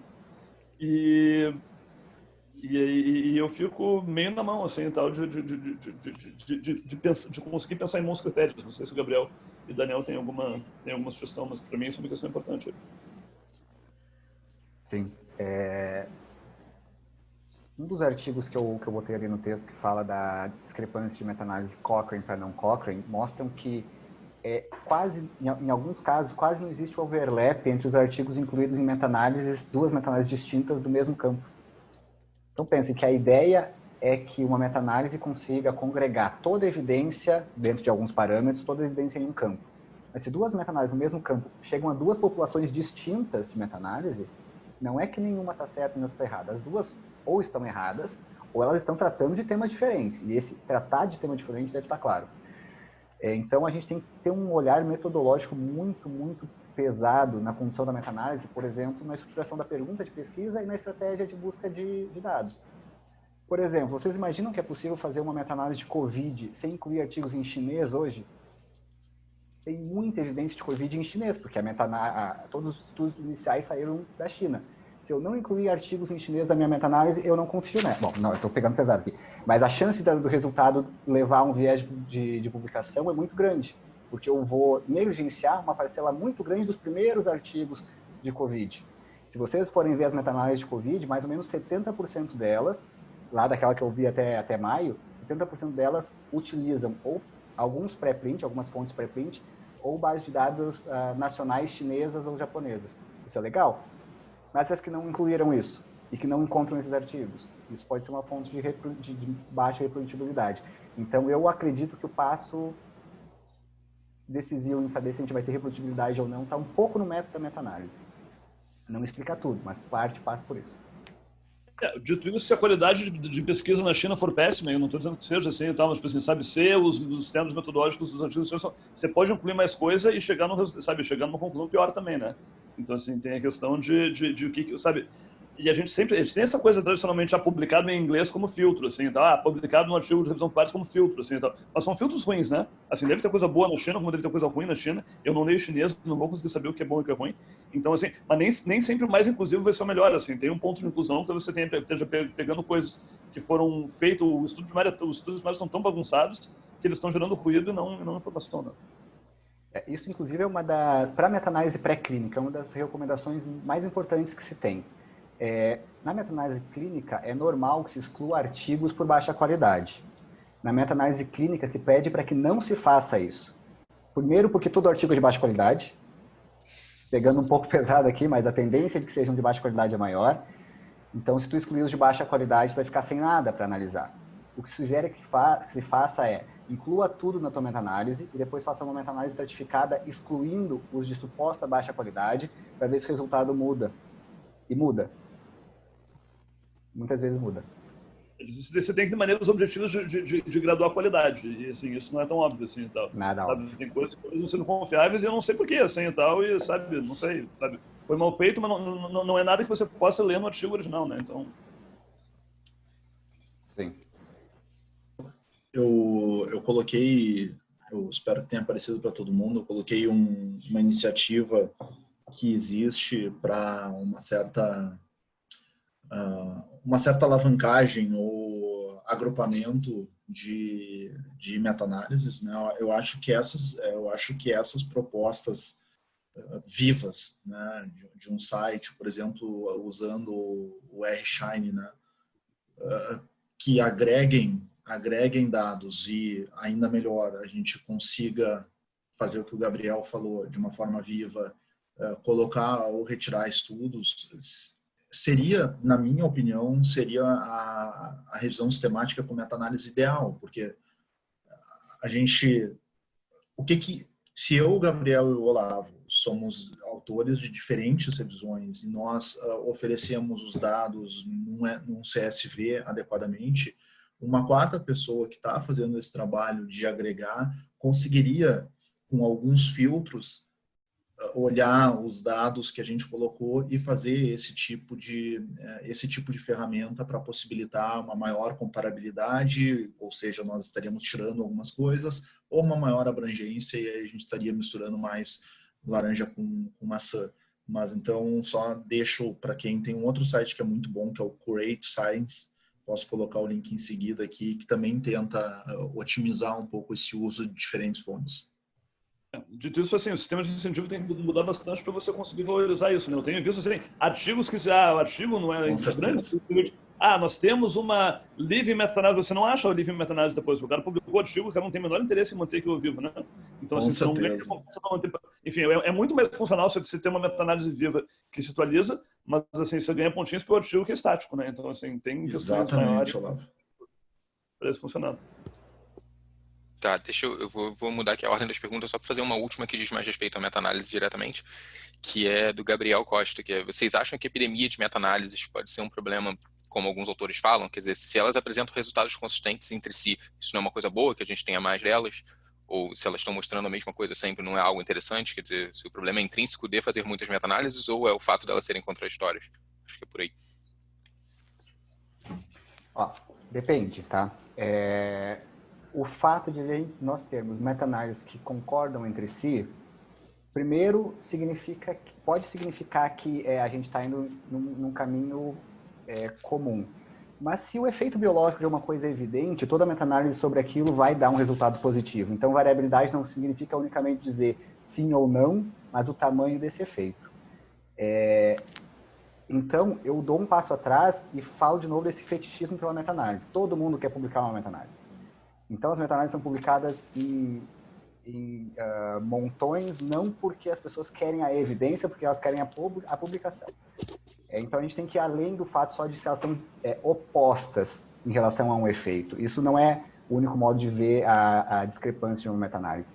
Então, mesmo meta-análises que são supostamente parecidas, elas podem ser consideradas discrepantes se o tamanho de efeito for só o dobro de uma para outra, por exemplo. O que eu gostaria é que as pessoas tivessem critério, responsabilidade e discernimento ao querer conduzir uma meta-análise, mais do que qualquer coisa. E aí, se isso for feito, eu acho que a reprodutibilidade vai ser uma consequência. Alguém quer adicionar alguma coisa nessa? Não? Daniel, olá. Não, acho que é isso aí. Então, mas eu, assim, em linhas gerais, eu concordo, mas eu estava vendo sem muita atenção. tem uma outra aqui que é dessa de, enfim, só pode responder uma das duas opções que a pessoa deu. Então, entre poder baixo e pouco pré-registro nos estudos pré-clínicos, qual desses dois é um problema pior na hora de sintetizar a evidência? Votação. Não, assim, eu acho que assim, poder baixo é um problema, você sabe, né? Assim, você consegue saber o N, não sei o que, então poder baixo você detecta. Cara, assim, qual é o tamanho real? Estimar o poder de coisas publicadas tem toda uma treta, mas assim, de maneira geral, é uma coisa que você tem acesso. Falta de pré-registro gera um monte de problemas, as quais você não tem o menor acesso, assim. Então, eu diria que o problema maior é aquele que você não consegue sequer quantificar. Poder, pelo menos, a gente consegue, tá, isso aqui tem baixo poder, isso aqui tem alto, a gente compensa aqui e tal, pondera, etc e tal. Acho que a falta de pré-registro leva a problemas que você não enxerga, e aí é impossível fazer, sabe? Vamos certificar pelo grau de evidência, não tem como, né? Então, eu votaria no segundo. Com certeza eu também voto no segundo, porque sem o pré-registro a gente nem consegue saber completamente sobre o poder. Então, eu acho que um poder baixo, não tem problema algum ter um poder baixo num estudo exploratório, e esse estudo pode ser combinado com várias outras fontes e o problema ele está resolvido. Gabriel, quer discordar? Ou... Eu queria discordar, mas vocês me convenceram. É que uma consideração importante... Só um detalhe, o pré-registro para pesquisa pré-clínica às vezes não é feito por desconhecimento, né? Então, o autor que não pré-registra por desconhecimento não faz isso por má índole ou por baixa qualidade nos seus trabalhos, mas nesse caso, talvez, um estudo de baixa qualidade seja pior que o pré-registro, porque o pré-registro é um viés pessoal do pesquisador. Mas, em geral, concordo com vocês dois. Eu iria além, não é só desconhecimento, assim, às vezes é complicado você saber em que momento você pré-registra, né? Sabe, o ensaio clínico é uma unidade bonitinha de pesquisa, você começa, termina, é super... Ciência de bancada vem aqui, fez isso aqui, mudei isso aqui, sabe, você bota um experimento num dia, o outro no outro, não sei o quê, que é uma coisa que, assim, é discovery science, você não quer necessariamente matar, né? E aí, assim, quando é que você pré-registra isso aqui? Não é uma coisa óbvia, as pessoas não estão acostumadas a fazer, e assim, qual é o ponto? Em algum ponto você deveria fazer, né? Assim, agora eu quero ter uma coisa mais confirmatória aqui e tal, agora eu vou pré-registrar, mas assim, talvez tenha um lado das pesquisas básicas aqui que seja, cara, eu experimentando comigo mesmo aqui e tal, em célula e tal, e eu não quero fazer, sabe? Tipo assim, e você não quer forçar a pessoa... Ela vai escrever o protocolo em algum lugar e talvez, sabe, fazer um upload disso aqui simples na OSF pode ser fácil, né? Assim, talvez seja bom. Mas assim, você não quer criar um burden que tudo tenha que ser necessariamente, porque assim, talvez tenha um lado que possa ser exploratório, né? Mas assim, em algum momento tem que ter, e não tem. Então assim, sabe, a gente tem que implementar isso, mas assim, qual é o ponto certo que você faz isso? Quando você manda para SEO, você está pré-registrando, né? Então assim, qualquer experimento em animal, em tese, deveria estar pré-registrado por razões legais e o registro existe em algum lugar, assim, isso é um dado que a gente está perdendo. Assim, em tese, todo experimento animal no Brasil tem que ter sido registrado em algum lugar, assim, a gente só não enxerga ele, né? Então, assim, se a gente conseguisse leverage a SEOs para conseguir nos dar uma informação útil, assim, porra, isso é um puta potencial, assim. E me parece, cara, SEOs me parece uma fonte de dados super rica, que a gente não explora, que a gente guarda. Então, é uma questão de confidencialidade, etc. E, sabe, elas não estão feitas para isso, mas eu acho que o ponto que você registra o seu experimento para avaliação ética é mais ou menos o ponto que você também poderia usar isso aqui para ver metodologia e tal, etc. E tal. Porque todo experimento está lá, todo rato está lá. Então, assim, me parece que esse ponto já existe, só tinha que conseguir fazer isso se tornar mais público, né? Deixa eu aproveitar o gancho, só emendar uma outra pergunta que é bem relacionada, que a Andréa pergunta aqui. É notável que nós vivemos num período de obscurantismo científico. É muito discutido sobre a importância de transpor os muros acadêmicos, levar informação para o público. Mas eu sinto que mesmo intramuro ainda existe uma ignorância no entendimento do que é evidência e qualidade de dados e tal, e como que os debatedores veem se é possível melhorar essa situação, que fala um pouco a coisa de ninguém nem sabe que dá para pré-registrar, então às vezes não é nem falta de vontade, é só não sabia que era possível.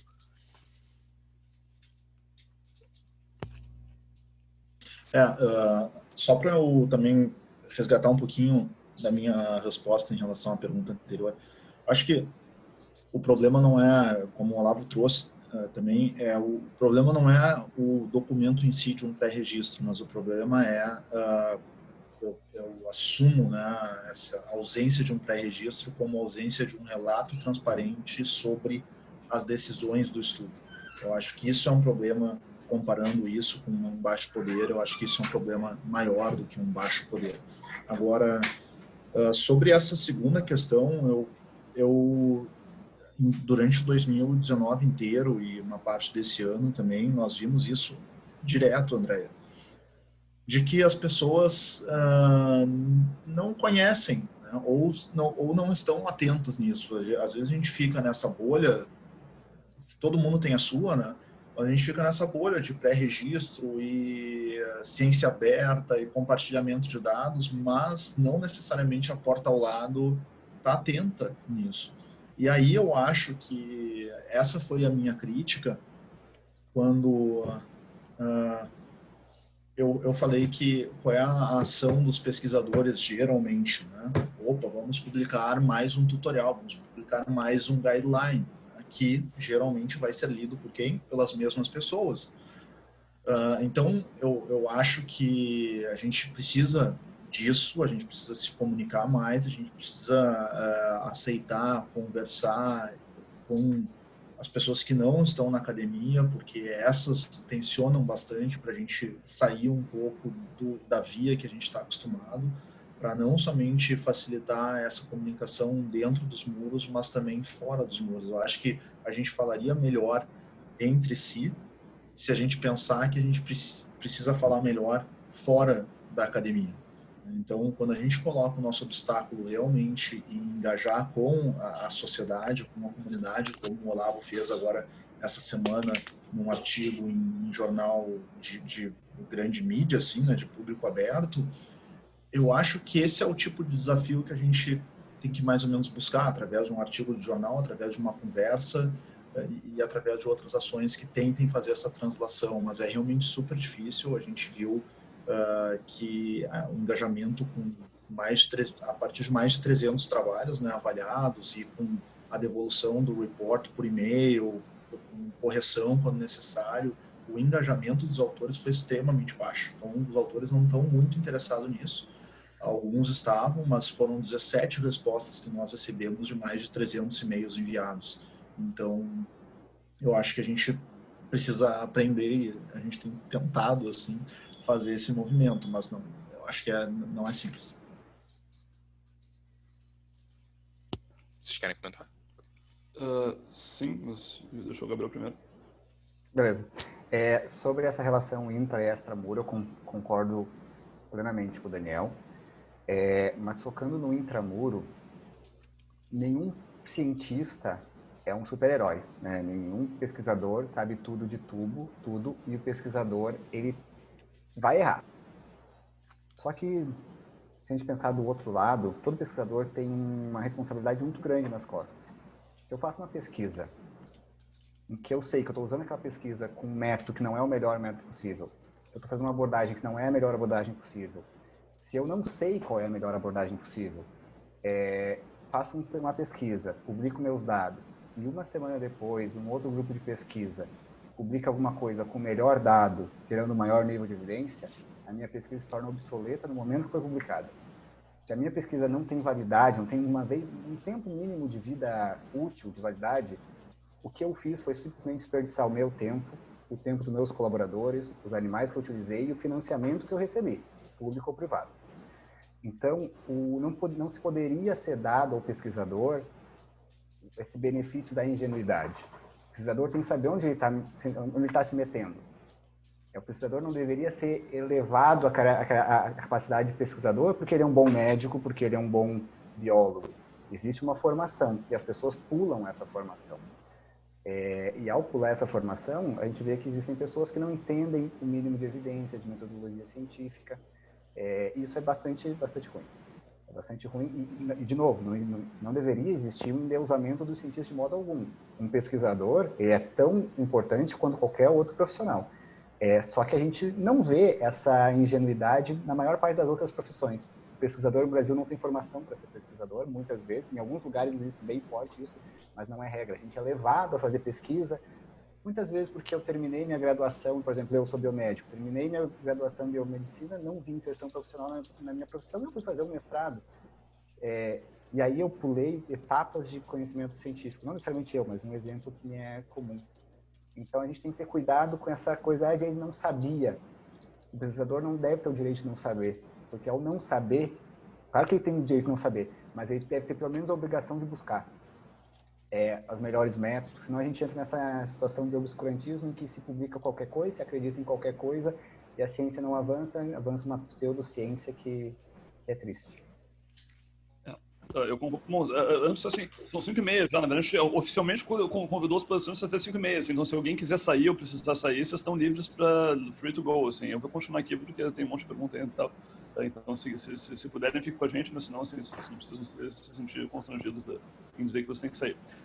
Eu concordo com o Gabriel, assim, e de novo, assim, eu acho que o Daniel falou, ciência aberta, não sei o que, isso são bolhas novas, né, assim, as deficiências são muito mais antigas, assim, a gente não sabe metodologia, não entende metodologia científica básica, eu acho que, assim, 80%, 90% dos pesquisadores em life sciences não entendem estatística nos seus pontos mais triviais, né, então, assim, acho que a gente tem problemas muito sérios, isso não é só o Brasil, assim, e tal.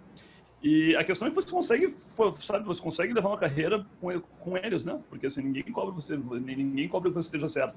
Se você conseguir publicar uma coisa que tem um asterisco lá e está um teste estatístico que parece legítimo, mesmo que ele não seja, mesmo que esteja tudo errado, mesmo que você não entenda o que você quer dizer, o que quer dizer, você ganha lá seus pontinhos, seu emprego, seu grant e tal. Então, assim, a gente cobra muito poucas pessoas por estarem certas. E eu acho que enquanto incentivos não mudarem, é complicado, porque se você consegue fazer uma carreira e publicar, e não sei o que, subir no CUR, com deficiências básicas, primárias do que constitui evidência, do que me parecem os cernes de metodologia científica, de pensamento crítico, etc.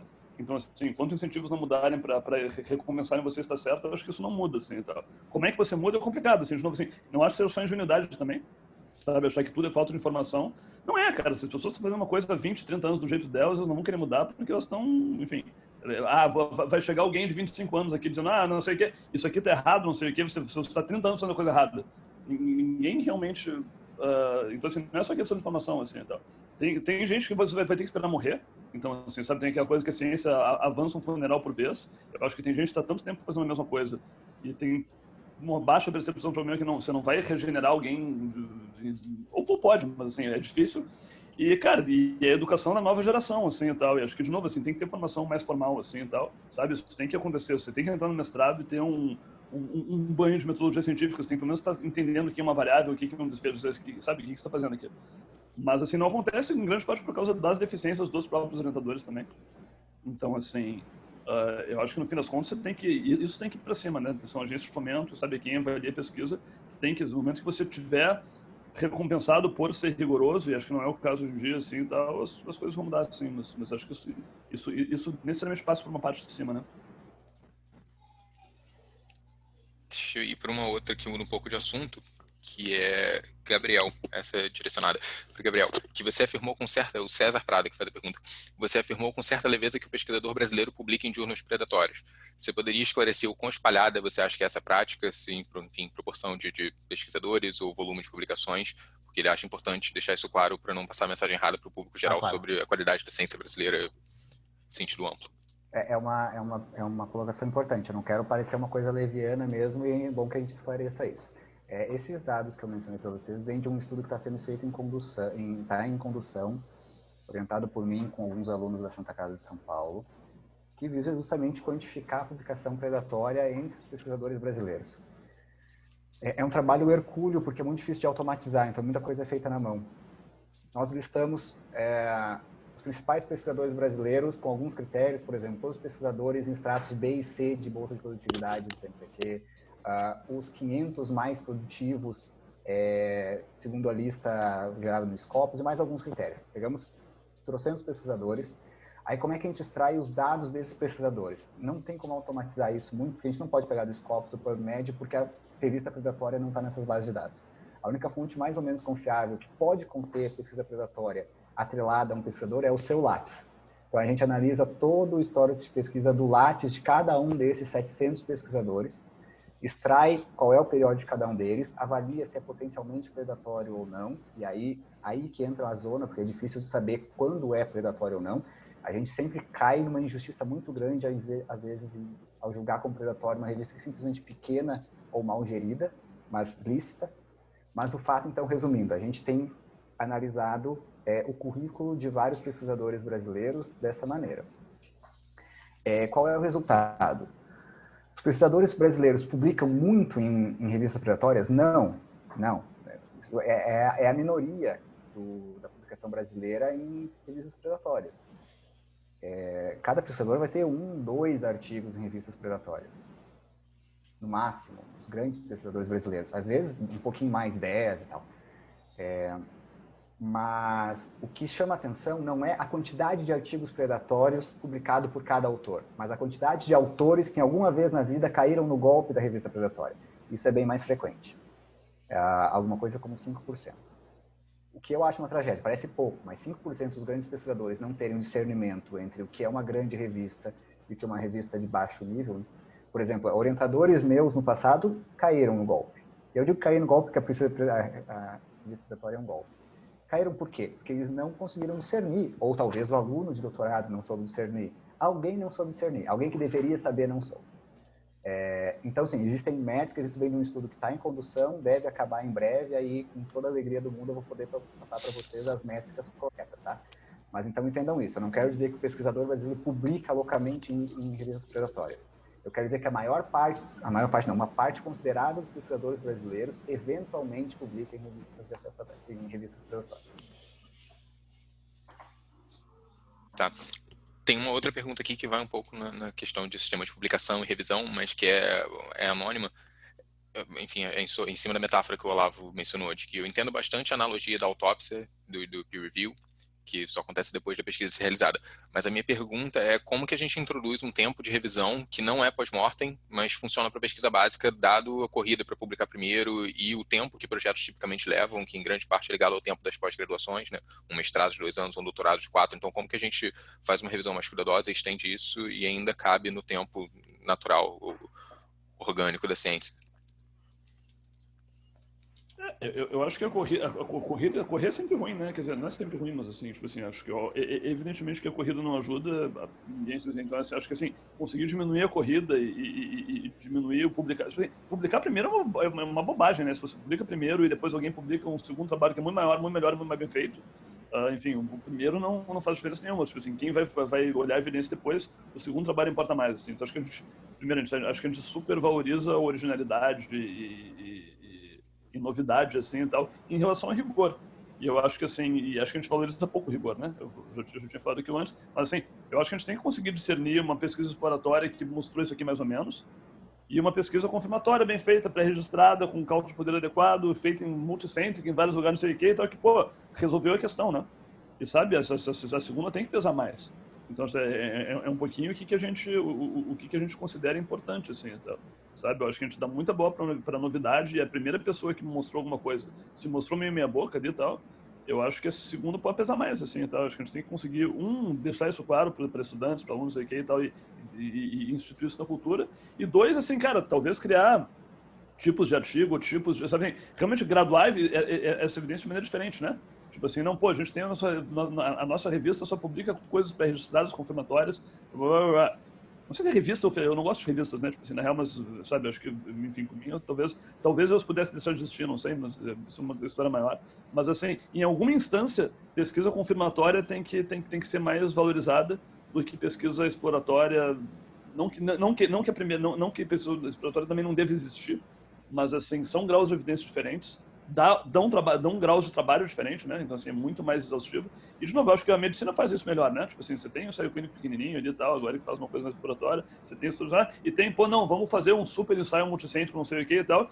E a pirâmide de evidência, por mais que vocês não gostem dela, de certa maneira, a comunidade aprendeu a diferenciar uma coisa da outra.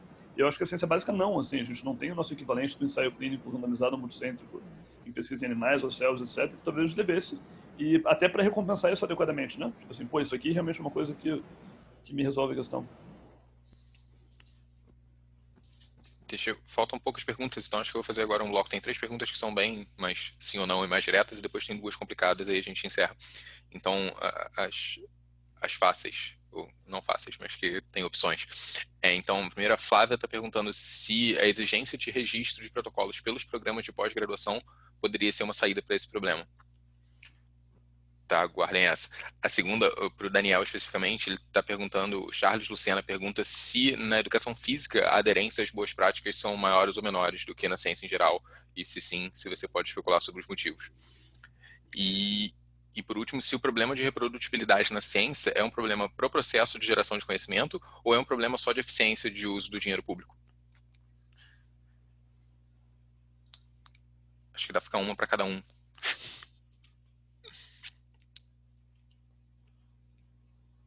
Eu respondi o Charles, tá? Eu tava, como vi que o tempo estava andando aqui, eu respondi o Charles no chat, só para externalizar, eu acho que não, eu não sei, realmente eu não sei, mas eu acho que não, exceto para algumas poucas áreas, né? Acho que tem a área da genética, tá mais avançada em compartilhamento, a própria psicologia, ainda que não seja como área, né? Mas eu acho que existe uma parcela que já avançou nisso, e a educação física, assim como várias outras, ainda vai num sistema, numa lógica de que a gente é avaliado por artigos, independente se existe um pré-registro ou não, independente se existe compartilhamento ou não, independente se 5.000 pessoas avaliadas numa pesquisa observacional receberam qualquer resultado daquela pesquisa, qualquer resultado de colesterol ou não, mas se a gente publicar bem, isso é o que vira dinheiro no sistema acadêmico, né? Dinheiro tanto de emprego, quanto dinheiro de novos fomentos, então, quanto também de prestígio, que eu acho que é péssimo. Então, Charles, eu não colocaria isso só na educação física, mas como eu falei, eu acho que a educação física não está fazendo essa discussão, a crítica é mínima na educação física, ainda mais nas lideranças. Acho que as lideranças, mesmo as lideranças jovens na educação física, precisam repensar muito o que tem valorizado nas suas práticas e nos seus produtos. Alguém mais quer comentar sobre os outros? Registro de protocolos por programa de pós? Eu acho uma excelente ideia, assim, eu acho que falta um pouquinho, quer dizer, não sei, eu conheço poucas pós, né, tipo assim, esse é um problema, esse é um problema geral, assim, as pessoas falam porque a pós-graduação faz assim, 90% das pessoas só conhecem a uma ou duas pós-graduações que trabalham, né, que nas quais elas trabalham, assim, tem uma riqueza gigantesca de pós-graduações no país, e a gente não sabe exatamente quais são as práticas, às vezes elas são muito diferentes, assim, me surpreendo, assim, quando eu vou em alguma pós de algum outro lugar, sabe, as pessoas às vezes têm coisas que são, elas acham que é óbvio que você tem que publicar, todo mundo no universo tem que publicar 3 artigos para ter o diploma de mestrado, enfim, cara, não, isso não existe, tipo assim, então, assim, as regras mudam muito, assim, e tal, então, assim, eu falo das pós que eu conheço, assim, não são tantas, assim, e tal, mas eu vejo pouco estímulo em, cara, vamos tentar, tipo assim, pra mim, cara, você entrou no mestrado, senta todo mundo aqui e tal, todo mundo aprende esse projeto, não sei o que e tal, e a gente passa o primeiro mês ou 2 aqui clareando o que você está fazendo aqui, você entende bem, e um fruto bem óbvio disso aqui, pô, sabe, vamos registrar e vamos botar isso de alguma forma, eu acho uma puta ideia. Mas eu vejo pouco isso, assim, e tal, eu vejo bancos de acompanhamento no meio, cara, mas assim, depende muito do programa, assim, eu acho que assim, tem programas que fazem melhor, e tem programas que fazem pior, só que assim, a gente não sabe exatamente porque também fica no escopo do programa, né? Então, sabe, se a gente conseguisse, sabe, montar um sistema maior em que... Mas não, você tem que conseguir estimular as pessoas a registrar publicamente, e isso é um problema porque, assim, as pessoas têm muito medo de compartilhar dados já, mas assim, quanto... Cara, ideias, então, ideias de projeto, assim, você vai pegar o seu cientista médico de área básica ali e tal, não, sabe, pô, diga para todo mundo que está fazendo, assim, sabe, as pessoas têm essa paranoia de que inclusive é um pouquinho arrogante, né? Que elas são tão geniais que se você botar a sua ideia no mundo ali e tal, imediatamente algum chinês vai roubar e fazer, correndo, não sei o que. Tal. Inclusive, talvez fosse bom para a ciência, né? Mas enfim, isso é uma outra história. Mas assim, então se você tem que conseguir recompensar isso de alguma forma, assim, e tal, sabe, assim, de todos os compartilhar coisas que não foram feitas ainda cara, é a maior treta de todas. Cara, você pode fazer registros de protocolos não público, né? Tipo assim, sabe, o timestamp, né? Então você registra e só vai aparecer o protocolo quando sair, etc. Tem soluções. Mas eu acho, de maneira geral, uma boa ideia isso...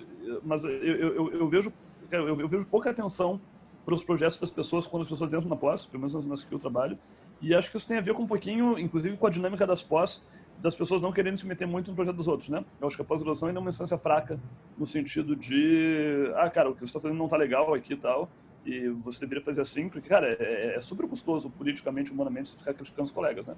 Então, assim, quanto menos a gente conseguir fazer isso aqui, se eu puder fazer isso aqui só na banca de qualificação e na banca de doutorado, ninguém se estressa muito. Acho que acho que as pós têm que amadurecer, as instituições têm que amadurecer, as universidades têm que cobrar mais isso, porque, assim, você tentar achar que, espontaneamente vai se gerar um sistema em que a gente super critica os outros aqui, não deixa isso aqui passar e tem uma convenção científica que diz que isso aqui não pode acontecer, politicamente não é a coisa mais espontânea do mundo, né? Então, assim, você precisa de um pouquinho mais de centralismo, eu acho, para isso ocorrer.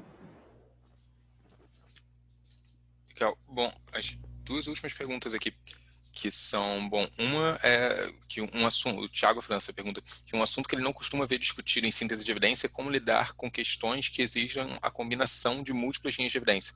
Quer dizer, meta-análise e revisão sistemática tendem a focar em estudos similares, abordados com o mesmo método e com métodos comparáveis.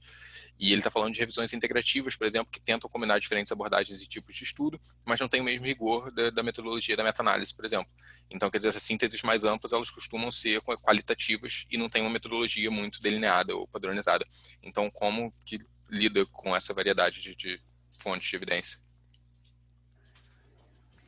Não sei se eu peguei bem a ideia, mas existem várias coisas que podem sintetizar a evidência vinda de muitos artigos e não necessariamente são uma meta-análise no sentido mais clássico que a gente conhece. Por exemplo, as meta-análises em rede, as network meta-analysis, combinam várias intervenções diferentes entre si. As meta-análises em biologia molecular e principalmente em GWAS, que é uma técnica de genética e biologia molecular, revolucionaram as meta-análises por usarem tópicos completamente distintos. Eu posso combinar estudos epidemiológicos de maneiras diferentes das meta-análises também para gerar estimativas globais. Então, existem possibilidades, além do que é uma meta-análise, para gerar evidências, meta-evidência, além da meta-análise. Mas varia muito, não são tão comuns, né? Eu entendi que a pergunta um pouquinho como é que você sintetiza coisas de níveis diferentes no mesmo... E aí acho que aí é o ponto que a parte quantitativa falta aqui, lendo aqui, acho que é mais por esse lado. Tá, fazer uma meta-análise que inclui... Diferentes níveis de evidência que aí você não tem muito como meta-analisar, porque são coisas... Então, fazer uma meta-análise que inclua ensaio randomizado e estudo e um caso controle, por exemplo, uma mesma coisa. Como é que você sintetiza isso? Coisas que não são a mesma coisa. Ou como é que você sintetiza biologia molecular com neuroimagem, enfim. Aí isso acaba indo para um lado qualitativo, assim. Eu não tenho uma resposta muito óbvia, assim, mas tem um pouquinho a ver com estruturação de dados, com ontologia, talvez o Thiago, que é que é da Wikidata aí, que queira dar a gente teve um projeto ano passado que era muito sobre isso, assim, quer dizer, que tipo de artigo você consegue tirar dados em comum, que tipo de dados são comensuráveis e que tipo não é, assim, e tal. Isso é um problema hard da ciência, assim, e tal, e não me é muito, enfim, acho que as respostas são muito complicadas, assim, e tal. Sobre, numa meta-análise tradicional, juntar dados de níveis de evidências diferentes, isso é mais comum do que deveria ser, porque isso agrega muito viés a uma meta-análise. Mas, às vezes, as pessoas preferem conduzir uma meta-análise com 15 artigos de vários desenhos do que fazer uma meta-análise de 5 ensaios clínicos randomizados, pensando que mais quer dizer melhor. Na verdade, não. Ao fazer isso, introduz muito viés na análise. Então, por exemplo, se eu tenho uma meta-análise com ensaios clínicos e estudos observacionais, eu nem sei qual ferramenta de risco de viés eu uso. E aí eu não sei se eu atribuo para os ensaios observacionais todos os viés que não são aplicáveis. É uma bagunça. Para meta-análise pré-clínica, isso não é tanto um problema. A ideologia da meta-análise pré-clínica é junta tudo num balaio e depois resolve o problema da qualidade, partindo do pressuposto que é tudo de baixa qualidade. Na meta-análise clínica, eu acho que é bem mais um problema. Eu acho que a gente deveria primar, se for possível, por um nível maior de evidência. Mas, na prática, se bagunça bastante. Se vê tudo num balaio só.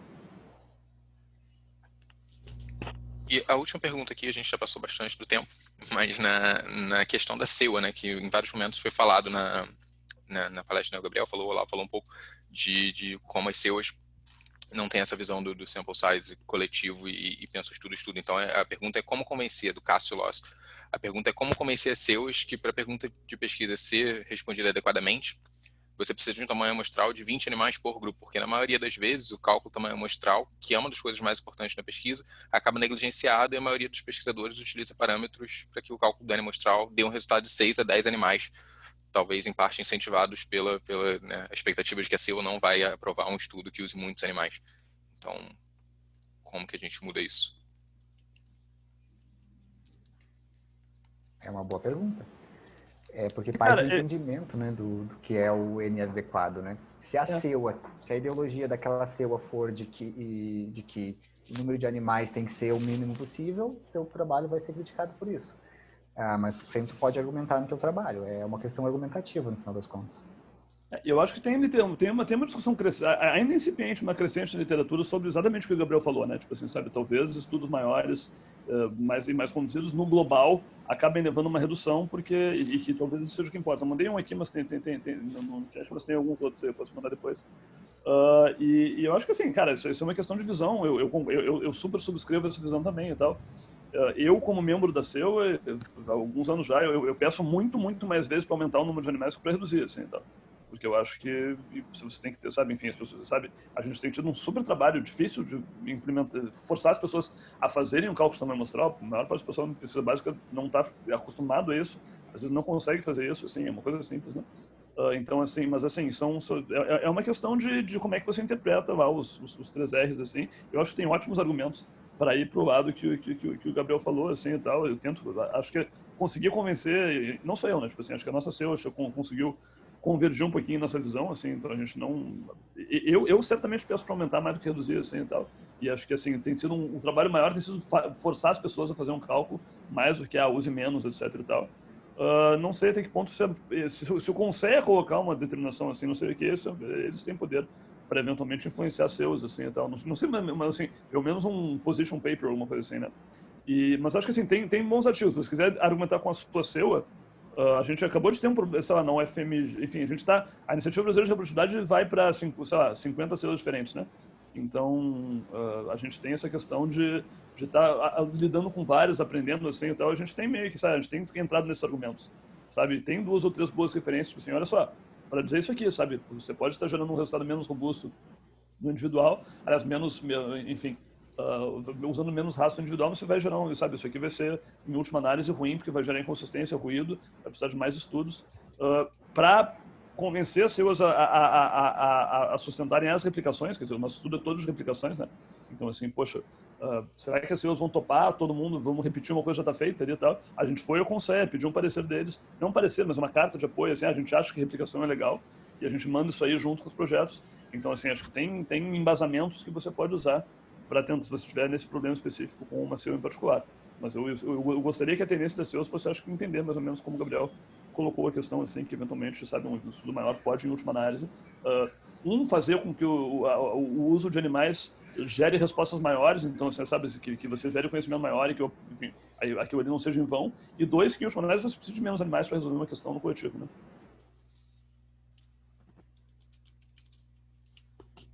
Alguém mais quer comentar essa pergunta?